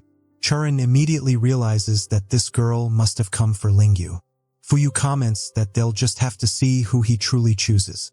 Back at the protagonist's house, a father asks, "Where's the princess? Why hasn't she arrived yet?" Someone informs him that she and the girl from the Mao family have met up and are both on their way to see Lingyu. The whole family is left in shock. Cut to our boy, completely lost, as both girls bombard him, demanding to know who he will choose. Oh boy, the tension is intense. Churn strikes first, warning, "Kuyu, don't forget your family is loyal to the second prince, and you want to be with someone from the Lingyu family. There's no way they'll agree to that." But Kuyu fires back, "My grandfather loves me above all else. I can choose whoever I want, and he'll agree immediately." Chiran grabs the protagonist and remarks that even so, Kuyu's family is second-rate. She is the daughter of the great prince, and now that her marriage is guaranteed, how could Kuyu possibly compete? Kuyu steps back and warns her to be careful, pointing out that her grandfather commands 500,000 heavy cavalry, far superior to any marriage arrangement. This situation is about to escalate into an all-out war. The protagonist is right in the middle of all this, utterly overwhelmed. Then suddenly he seems to have an idea. He asks, "Wait, how many troops did you just say?" She hesitates and answers, 500,000. He starts calculating in his head and says, "If that's the case, then I have to ask, why don't you just become the emperors of this place?" At that moment, he finally understands how the second prince can even compete with the first. Kuyu remarks that he's finally realizing the Mao family's true power. That's precisely why she can stand against Churin. But Churin mocks her, saying that in every story, Kuyu always ends up being the girl of lower status. Even in the previous story, she was already connected to Lingyu. But in this one, Churin has a marriage guarantee, making her the one in control. Who counters, saying it doesn't matter because she's the one who's had intimate contact with him, unlike Chiran. But the fierce princess winks, asking if she's really sure about that. The two of them practically collide, while the protagonist tries to slip away, only to be metaphorically shot with an arrow as both demand an explanation. He shouts, "It was both of you who forcefully took my purity." Kuyu then grabs him, assuring, "Don't worry. With 500,000 troops, this marriage can be cancelled without consequence." Shan protests, saying she's going too far. At that moment, the imperial decree arrives for both of them. The protagonist thinks, "Thank goodness, a distraction. At least I'm safe for now." But it turns out to be the official invitation for the flower viewing banquet the second prince had mentioned. 2 days later, they arrive at the event. As soon as the protagonist steps out of the carriage, his system finally appears, flooding him with notifications. He gets excited. He's missed his little buddy, but the system is sending serious warnings. There's an error. Something is wrong. Suddenly, a splitting headache hits him. He convulses and drops to the ground like a rock. Sometime later, he wakes up in a bed, lying there for days. Chiran tells him he had fainted for half an hour. He has no idea what happened or where he is. She explains that this is her room and she brought him here because he had passed out in the street. Just then, the second prince is announced. Churin asks if she should let him in, but the protagonist quickly says no. It would look insane if people saw him lying in her bed. Before anything can happen, the man himself walks in, asking where his sister is going and why she's trying to send him away after he just arrived. Meanwhile, Buen collapses to the floor, greeting the princess. The protagonist still doesn't recognize him, but feels that he looks strangely familiar. Chung smiles and says, "Ah, So this explains why my sister has been acting so secretive. It's because you're here. Then he glances to the side. Hey, Master Bwin. Why are you kneeling there? Stand up. You're fine. Bwin thanks him while staring straight at Lingyu. At that moment, Lingyu finally realizes who he is. The next second, he wonders why this darn Bixuan transmigrated too. All three troublemakers from the other story ended up here with him, all because of a system error. And the worst part, the story he's in now is completely messed up. He doesn't even know if he'll be resurrected if he dies this time. He also notices that even Churin seems slightly unsettled. The second prince sits down, telling Bwin to sit as well, then says, Sister, I know father loves you and even allows you to choose your husband, but you can't just have this guy without a title lying in your bed out of nowhere. Everyone will call it shameful. Xiang calmly explains that Lingyu fainted and she brought him here to rest. The prince laughs, telling her to relax. He's only worried about her. Then he adds, Master Bwin, are you skilled in medicine? Why don't you examine Lingyu? Immediately, Churin steps in front of him, asking what Bixuan thinks he's about to do. The protagonist is stunned. Is this fierce girl really confronting him head-on? Bwin, looking awkward, says, Miss, please allow me to examine Master Lingyu. It would be an honor to treat someone so important. Then, almost in a whisper, he warns her, Shuran, this is the ancient era. A woman who hides her man like this will eventually end up locked in a pin. Yeah, probably just another strange old saying. She's still confused as Lingyu thanks him and says he's fine, but he still wants to know what illness he might be suffering from. Inside, though, he's thinking that Bwin will eventually get what's coming to him. He's read enough stories to know how this ends. Lingyu then asks Churin, What do you think would happen if Bwin tried to treat me and failed? She replies, That would be extremely dangerous, explaining that while you can cure almost anything, failing to treat someone connected to the imperial family could land you in prison. Then she turns to her brother and asks, Who exactly is this man beside you named Bwin? I've never heard of him before, and now you've brought him here with an official title. The prince casually replies that Jing Bwin is his advisor. Meanwhile, the protagonist swallows a pill, a reward he obtained from a previous story on the Wulwen continent. It contains a highly potent magical poison that can't be detoxified in just any world. Once he reaches a point of complete despair, he plans to take the antidote and see what happens. Chan then reminds her brother that the only men allowed to walk freely in this area of the palace are eunuchs, unless they have special permission. She asks teasingly, Is this Bichu a eunuch? Her brother can't understand why she's being so stubborn today and excuses himself, saying he'll go speak with the emperor, but they should treat Lingyu before his condition worsens. Right at that moment, the protagonist coughs up blood, splattering it across the carpet. Even the prince is shocked. He didn't expect the boy to be this badly off. Churin rushes over. Hey, are you dying? What's going on? Are you faking this? The protagonist, pale and trembling, answers, Princess, I really don't feel well. Please let Bian treat me. Sharan immediately calls Buwan over. The boy lies back down, begging for a diagnosis, thinking this poison is far worse than he imagined. Now more than ever, he needs Bwin to analyze him as quickly as possible. He's prepared to use the antidote if necessary. Big Xuan studies him carefully, thinking, What's wrong with this kid? Just moments ago he looked fine, and now he appears on the verge of death. His pulse rises and sinks unpredictably, unlike any normal illness. Could he have been poisoned by something incredibly rare and complex? The protagonist looks him straight in the eye and asks, Master Bwin, can you save me? After examining him, Bwin exhales deeply and says, Unfortunately, Master Ling won't survive the night. Shuran grabs him by the collar, demanding an explanation. Calmly, he repeats that it's exactly as he said. She could bring Lingyu to any doctor in the region, and they would all say the same thing. She asks if he's refusing to treat him, wondering what could have possibly happened to Lingyu.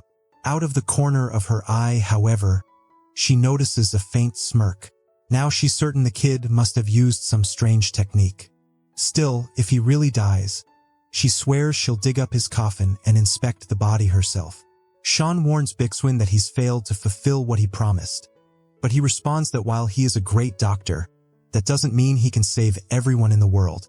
The protagonist sits up and asks, Bixuan, are you absolutely certain I'm going to die? Bixuan replies, Unfortunately, boy, I can't save you. Whatever illness you have is beyond understanding. You will die tonight. Inside, Bin is nearly celebrating. I never thought this idiot would die without me lifting a finger. Once he's dead, Huyu and Charan will both belong to my harem. The protagonist laughs and says, Then you must be a fraud. He's convinced that anyone Bixwin encountered before could be cured. Bixuan snaps back, Stop fooling yourself, kid. You'd better start preparing for your funeral.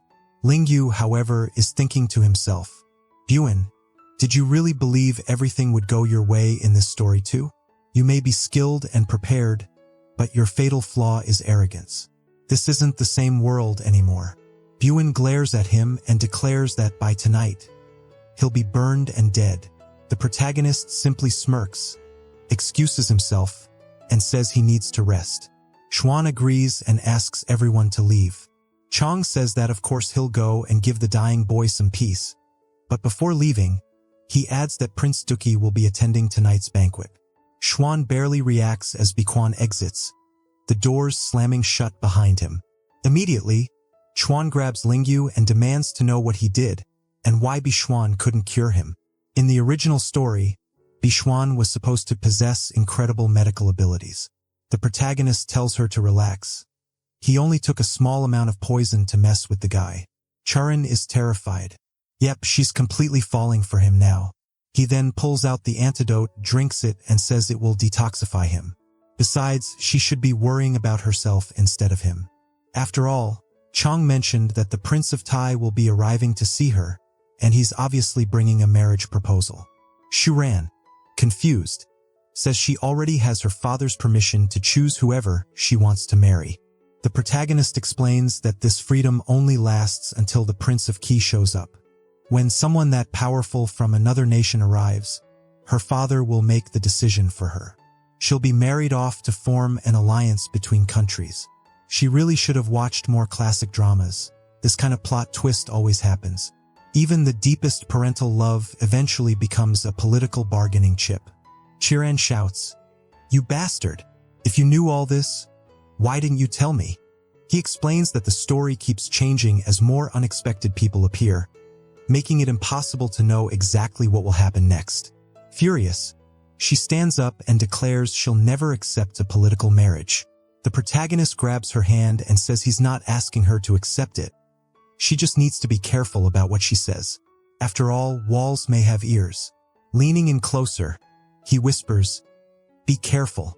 There are probably spies from the second prince nearby. Still confused, Shuren asks, Then what am I supposed to do? Cry? 'Cause a scene? Hang myself. He replies, None of that will work. There's always another solution. Suddenly, she lights up, announcing that she has a plan. Her plan? Work hard and get pregnant. If she's pregnant, there's no way anyone would still force her into marriage. The protagonist blurts out, You crazy woman! What kind of idea is that? I'm already half dead, and now you want to speed up my death. She tells him to relax. She's not going to let him die. Once again, the protagonist realizes she's listening to his thoughts. She tells him that if he's going to complain, he might as well say it out loud, since she'll hear it anyway.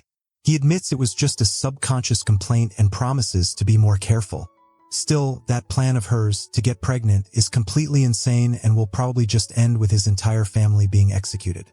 Plus, women in this dynasty can still marry or even remarry after being widows for 3 years. Even if she does become pregnant, they'll just make sure she never gives birth. In the end, she'll still have to marry that man. The big princess, growing more imposing with each passing day, wants to know exactly what they plan to do in that case. It took me 5 reads to fully process this, but he explains that her elder brother is crazy about her. If he ascends the throne, there's no way he would allow her to be handed over to another country. Ambixua may be serving the second prince for now, but he won't remain in that position forever. He intends to build his own power base. And then there's Ninji, who is technically supposed to be the transmigrator in this novel, which makes this entire situation a complete mess.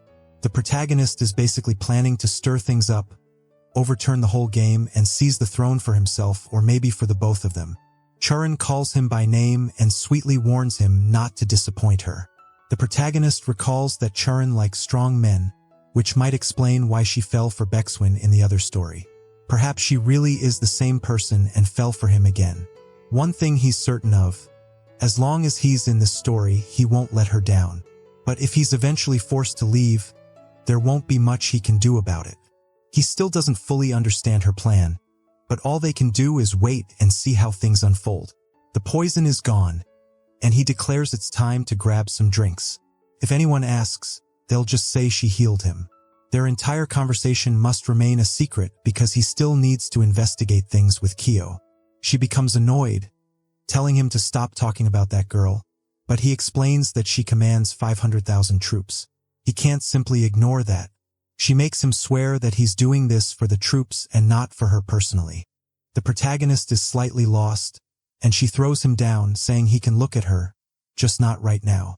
Man, she completely ruined his plans. She threatens to drain every last bit of his strength, so he won't have the will to do anything with her afterward. The protagonist just sees her villainous grin and thinks to himself that this woman is way too much to handle. Meanwhile, across the city, someone asks, "Master Buen, is it true that Lingyu is really sick?" Buen replies, "Yes, you can believe that." But then he hesitates for a moment because that kid, even while sick, looked far too confident. Could he have misdiagnosed him? Or is something else going on? He turns to the prince and says, "I don't know. I feel like something's wrong. Lingyu is extremely cunning. This has to be a gamble. He must have some plan." Changjin laughs and asks, "So, what are you going to do about it?" Buen replies that even if Lingyu claims he will survive, he will personally make sure the boy is dead within 3 days. Chong asks what exactly he means by that, and Buen replies, "Just that, the trash needs to be killed." Changjin laughs again. "Fine, have it your way. Good luck with that." But a nearby little servant overhears every word. After our boy has had all his strength drained by the demon princess, she tells him not to pretend he doesn't know her now, not after everything that just happened. He snaps back that she should stop placing the blame on him. She's the one who started all of this. She already knows by now that he's not the same Lingyu from the other story who used to like her. But this fierce girl doesn't relent. She says that no matter the dimension, he's still going to belong to her. The protagonist responds, "Fine then, if you want to try to win me over, good luck. But I'm not going to be anyone's dog." She replies that he can talk tough all he wants, but she knows he finds her attractive. She's heard him think it countless times in his previous life. He tells her to stop reading his thoughts, but she simply taps him under the chin and warns him to think carefully. He better stop resisting so much. She knows exactly how interested he really is. The protagonist brushes her hand away, saying that his strongest point isn't his mind or words, which is why it's better for her to stay quiet. He's about to help manage the entire Prince of K situation. Meanwhile, the servant who overheard everything talks with the emperor. The emperor glances to the side and sees Chen's, who calls over his brother Huang and offers him a drink. Huang says it's good to see him arrive so early, and they sip together. Changjin then asks, "Brother, what do you think about Chuan's boyfriend?" Huang frowns and replies that his sister would never act like that. Where did he even hear such a rumor? Chong admits he's behind on gossip. Everybody knows, apparently. The boy's name is Lingyu something, and their sister even let him sleep in her bed. Huang doesn't look pleased as he hears this. Shin adds, "Hey, don't give me that look. Maybe he's not her husband, just a lover. Who knows? She's not a child anymore." The emperor tells him to just say what he came for. Changjin finally reveals that their father plans to give Chuan's hand to the Prince of Kai, which would weaken their family's influence. Huang isn't sure if he's being threatened or what Chung is trying to say, but Chung assures him he's not threatening. He's merely warning his dear brother about possible unfortunate events. Huang clenches his fists, gets up as if to storm out to see Chuan, but then suddenly sits back down. Chang smirks. The emperor looks confused, wondering if Huang truly won't act. Then he says that whether she marries the Prince of Chu or not is still unknown. So for now, there's nothing to worry about. Chang says that's fine. He'll tolerate it and doesn't care much. He heads back to his room, saying he's going to enjoy the view since it's so comfortable. But as he leaves, it's clear the emperor isn't calm at all. He can't believe Lingyu is actually his sister's lover. And even worse, he can't fathom how he never knew. Meanwhile, the protagonist thinks, man, the second prince left, and now the other one is staring right at me. I hope no new storm of trouble is coming my way. It's already hard enough staying alive in this world. He calls for the system, seeking guidance or support, anything, but nothing happens. The protagonist can't believe that the only weapon he has left against the true protagonist is money. Then it clicks. Ninji was supposed to be the protagonist, but now he's his friend. The new enemy is Bin, who, according to Lingyu, isn't that smart. Damn, he's roasting Bin hard. Apparently, he's decided that since he didn't deal with him in the previous life, they'll have to finish the job in this one. He's deep in thought when the gorgeous one shows up, asking why he's just standing there like that. He looks confused and asks why she's here. She reminds him that he should already know how many troops she commands. She can go wherever she wants. Stepping closer, she asks what woman's perfume he's wearing. He answers honestly that it's Churin's. She asks if he's not even going to bother hiding it anymore. Meanwhile, Buin is thinking that this is perfect. Miss Mao has finally realized that this Lingyu is a shameless bastard. He's already picturing himself saying, "Girl, my heart belongs only to you. I don't care about any other woman." Then, in his thoughts, "God, you're so beautiful, Bin. Give me a kiss." But Kuyu wants to know how far things have gone between him and Chuan. The protagonist admits that he went all the way. That's it. Kuyu breaks down in tears, completely shaken. She says she can't believe he chose a wife who hates him. He replies that Chuan is a princess while he's just a merchant. She could have his head chopped off at any moment, so he has no choice but to obey. Kuyu asks if everything was forced and not voluntary.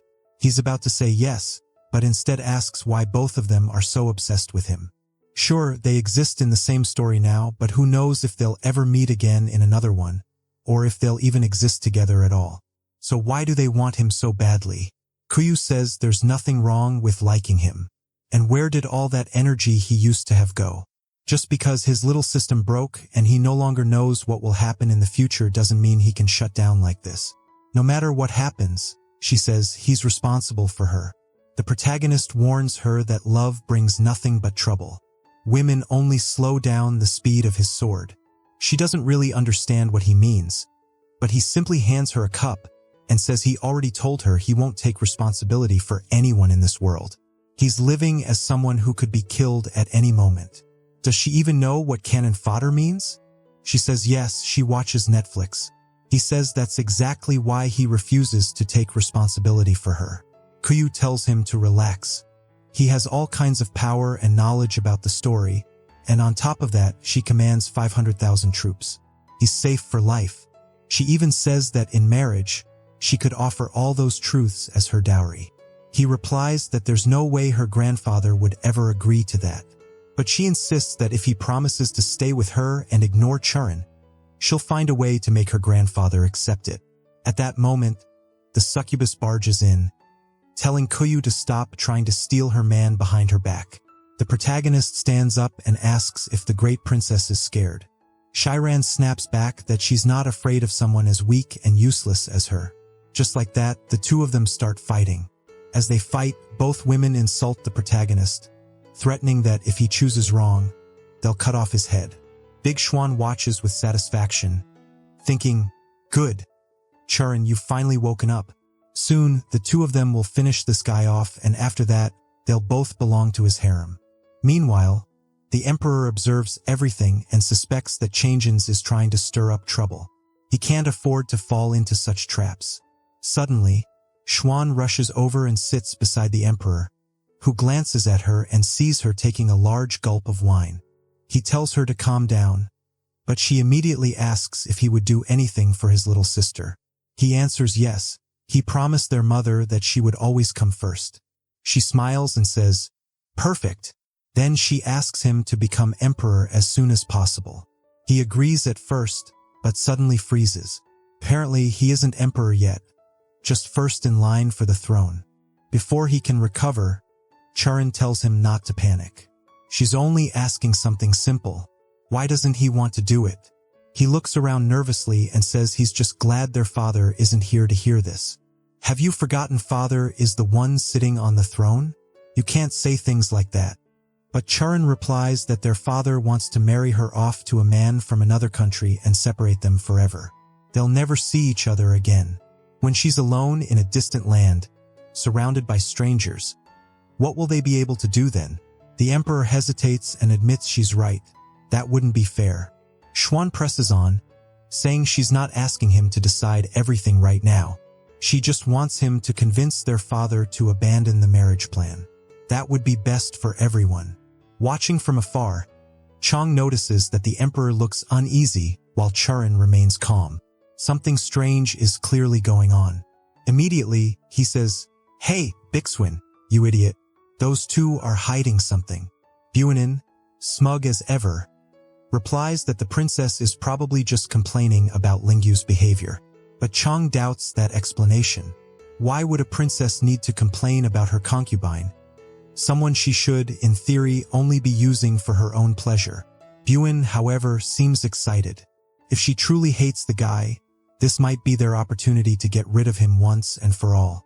Chang warns him to lower his voice. If anyone hears that, they're both dead. At this point, he's starting to realize just how strange Bakwin really is. Suddenly, someone calls for the emperor, and they quickly leave. Chang already senses that something unexpected is about to be announced. Sure enough, someone soon reports that Bixwin made a suspicious remark and that they should deal with him immediately. The first prince is left wondering what's happening and what kind of chaos today will bring. Then, without warning, someone announces that His Majesty has arrived. Everyone bows and offers their blessings. The real emperor takes his seat and tells the ministers to remain calm. Today, they are welcoming the Prince of Kai to restore friendship between the two nations. The prince declares that it's an honor to stand before His Majesty and the assembled court. Everyone raises their cups in a toast, and after he takes a sip, someone refills his cup. Grinning, he says, "Charon, as beautiful as ever. Let us clink glasses." But the fierce princess simply lifts her own cup, drains it in a single gulp, and sits back down, saying her cup is already empty. The Prince of Kai is completely brushed off. Meanwhile, the emperor looks puzzled. He knows the prince isn't just from a powerful nation. He's also famously handsome. Most women are drawn to him, so why is Chiron reacting this way? Finally, the emperor says, "Prince, I hear you are not married. Do you already have someone in mind?" The prince admits that, yes, there is someone he deeply admires. He looks straight at Charon. Inside, her thoughts scream, "Damn it, don't look at me." The emperor, however, thinks this is perfect. An influential man is interested in his daughter, which could secure the northern border. Without hesitation, he says, "Prince, what would you say if I were to give you my daughter?" The prince's face lights up with excitement. "Are you serious, Your Majesty?" But just then, someone loudly objects.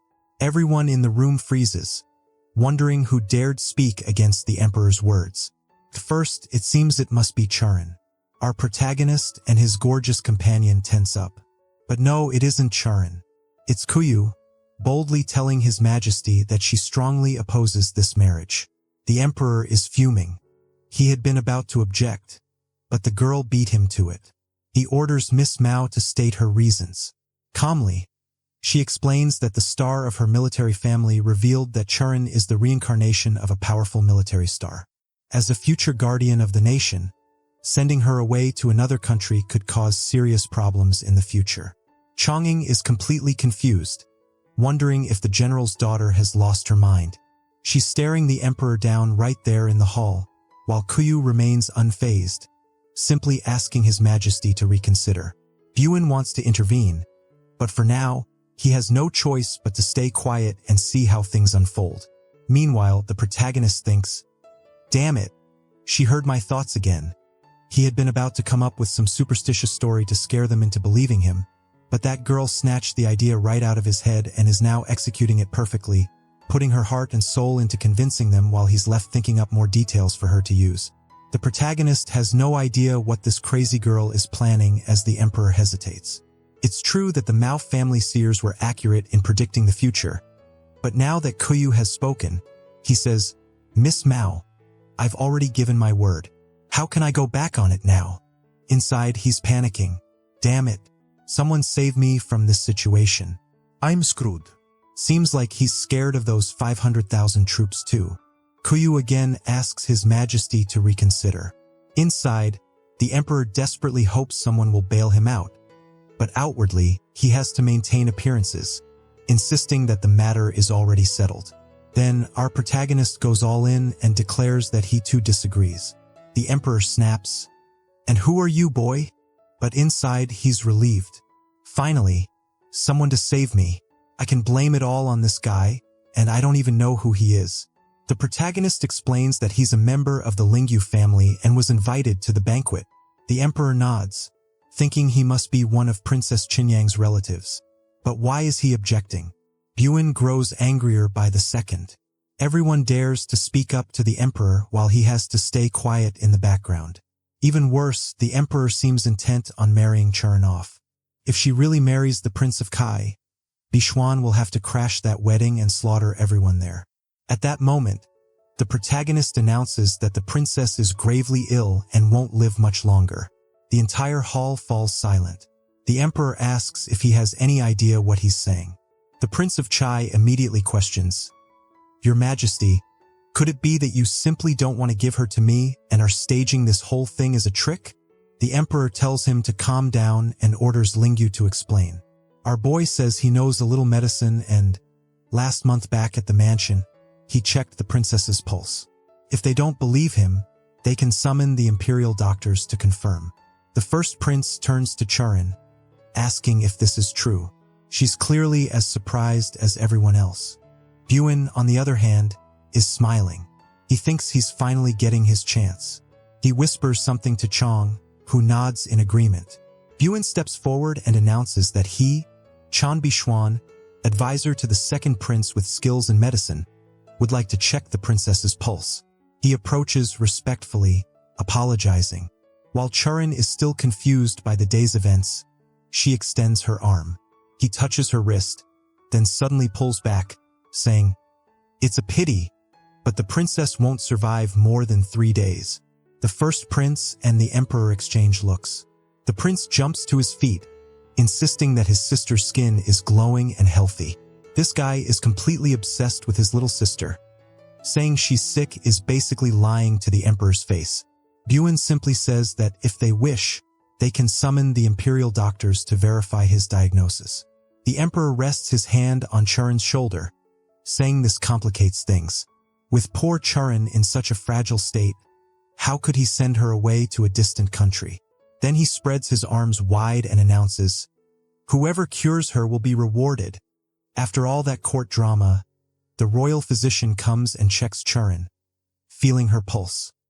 He conveys, "Your Majesty, the eldest princess's internal injury is in Chaos, and her organs are damaged, so in this case we are truly powerless." Our heroine, now panicked after hearing the physician's remark, exclaimed, "Ridiculous. I'm so full of life, yet you all say I'm gonna die. This is madness." While talking, she inwardly thinks, what on earth did Ling Hu Hang do to me? Is this another scam of his? But thinking again, he didn't do anything else except that. Disrupting her inner monologue, the physician bows and asks for forgiveness because of his inability to cure her illness. At this moment, Churin turned towards her father and called him, seeing his panicked face. But the emperor, losing his composure, exclaimed, "Anyone? Can anyone save my beloved daughter?" Churin, pointing her finger towards Mr. Villain, "Mentioned you. Didn't you say you are good with medicine, so now give me an explanation of my situation, and stop looking so useless." Can you cure me or not? Tell me? But he pointed the gun barrel towards MC and spoke.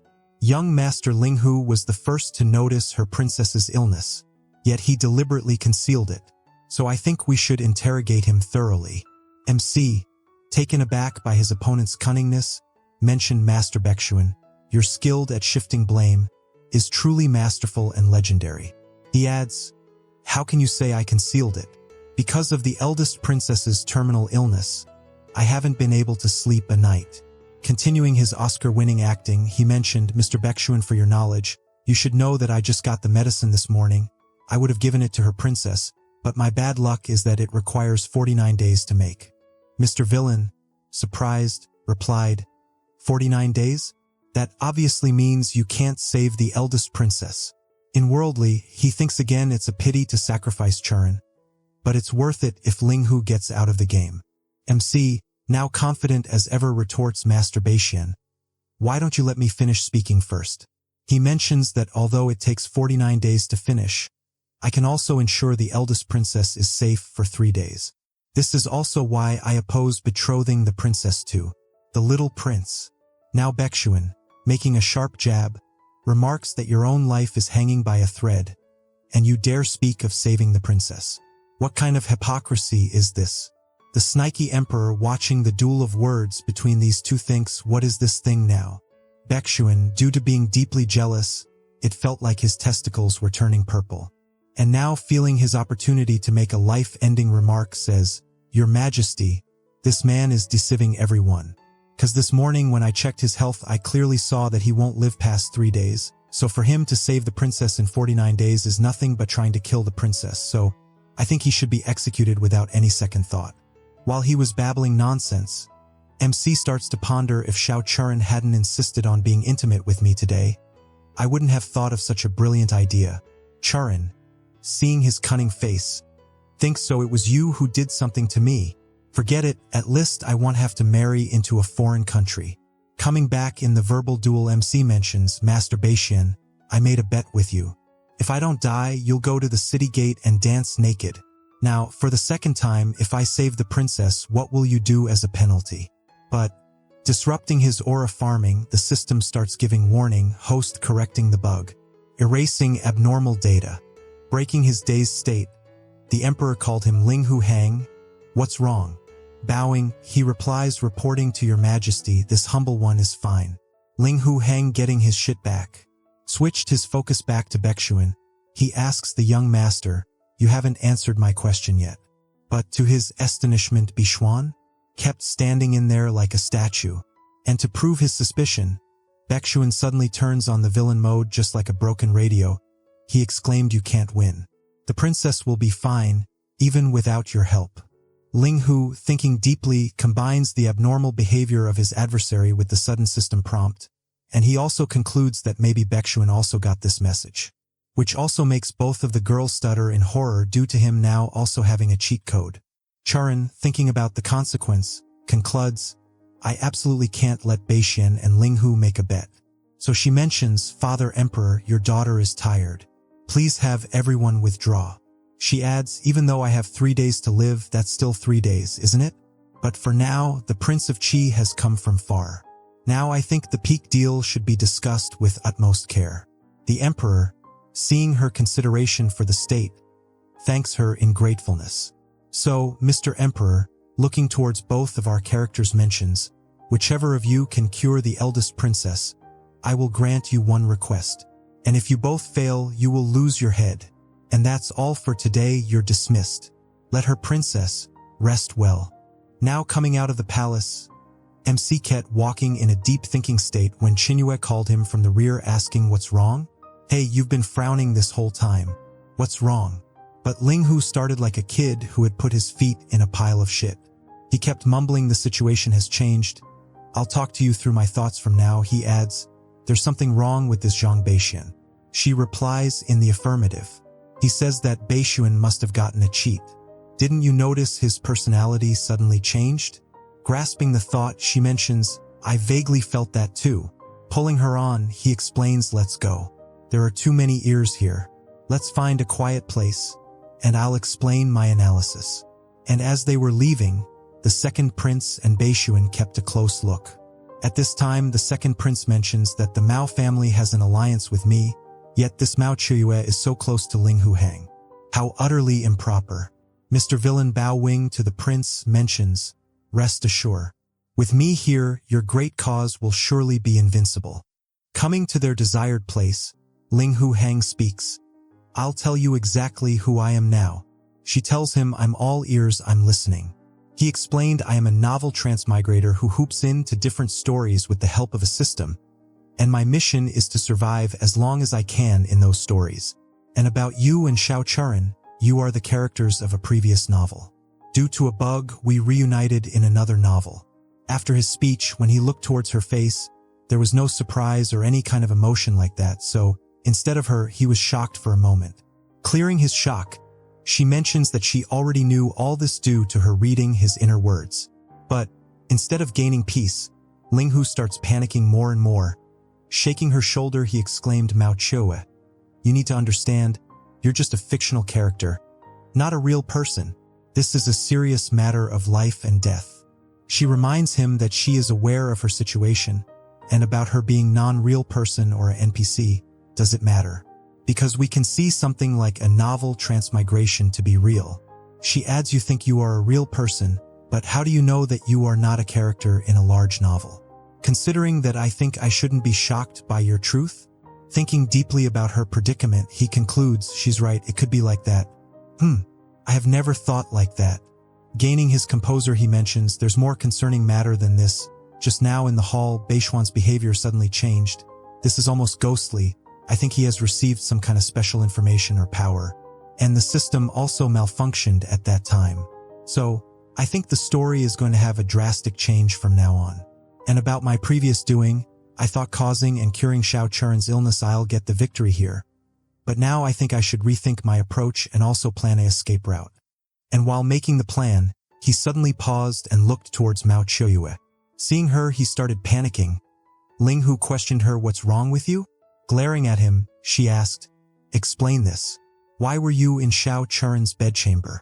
And was it voluntary or were you forced? Faking ignorance, he mentions, well, I suddenly fainted, and she ordered people to carry me to her room. Still angry, she exclaimed, is that how you filter keywords? You admitted it yourself in the hall just now that the perfume on you was from being intimate with Xiao Churan. You must have pretended to faint, right? Denying the acquisition, he exclaimed, I really did faint? It happened unexpectedly. Smirking, she mentioned, do you know how to wash off someone else's perfume from you? Now, not knowing what she meant, he asked, what do you mean? Acting all bewildered, she exclaimed, huh? So you really don't know? As Ling Hu kept trying his best to convince her that it was a mistake due to a system bug, she grabbed his hands. She shouted, stop playing innocent. Tonight I will teach you the consequences of offending me. Cut the carp. Come to my place with me. Arriving at her mansion, we hear some misleading words. Hey, who's begging for mercy now? Weren't you the one who was gonna wear me out? Or are you the one giving up first? Drawling in pleasure due to Ling Hu's neck massage, she exclaimed, I surrender. Let me go. Regaining her composure, she mentioned, I was joking. Why did you go serious? He answers, the reason is simple, you intruded on me when I was doing serious conversation, so now come here. Seeing his suggestive look, she blushed and ached. What are you going to do? You still intend to do the prayer again. Smirking, he reminded her, I'm a villain, and this character has never been a gentleman. So it's time we finish what we started earlier. Coming closer to him, she asked, who is in your heart, me or Xiao Churan?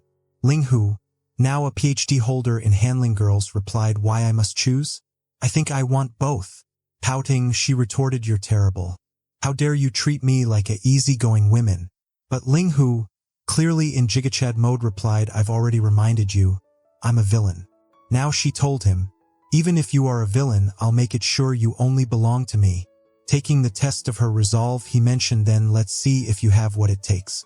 And with that, the deep prayer station between them starts without any time limit. Skipping to the next morning, we see Xiao Churan looking for Ling Hu Hang, and when she asked his whereabouts to a maid, she replied that Master Ling Hu was resting. And intending to find him and Mao together, she immediately started heading to his residence room. It looks like the shit is going to hit hard for MC.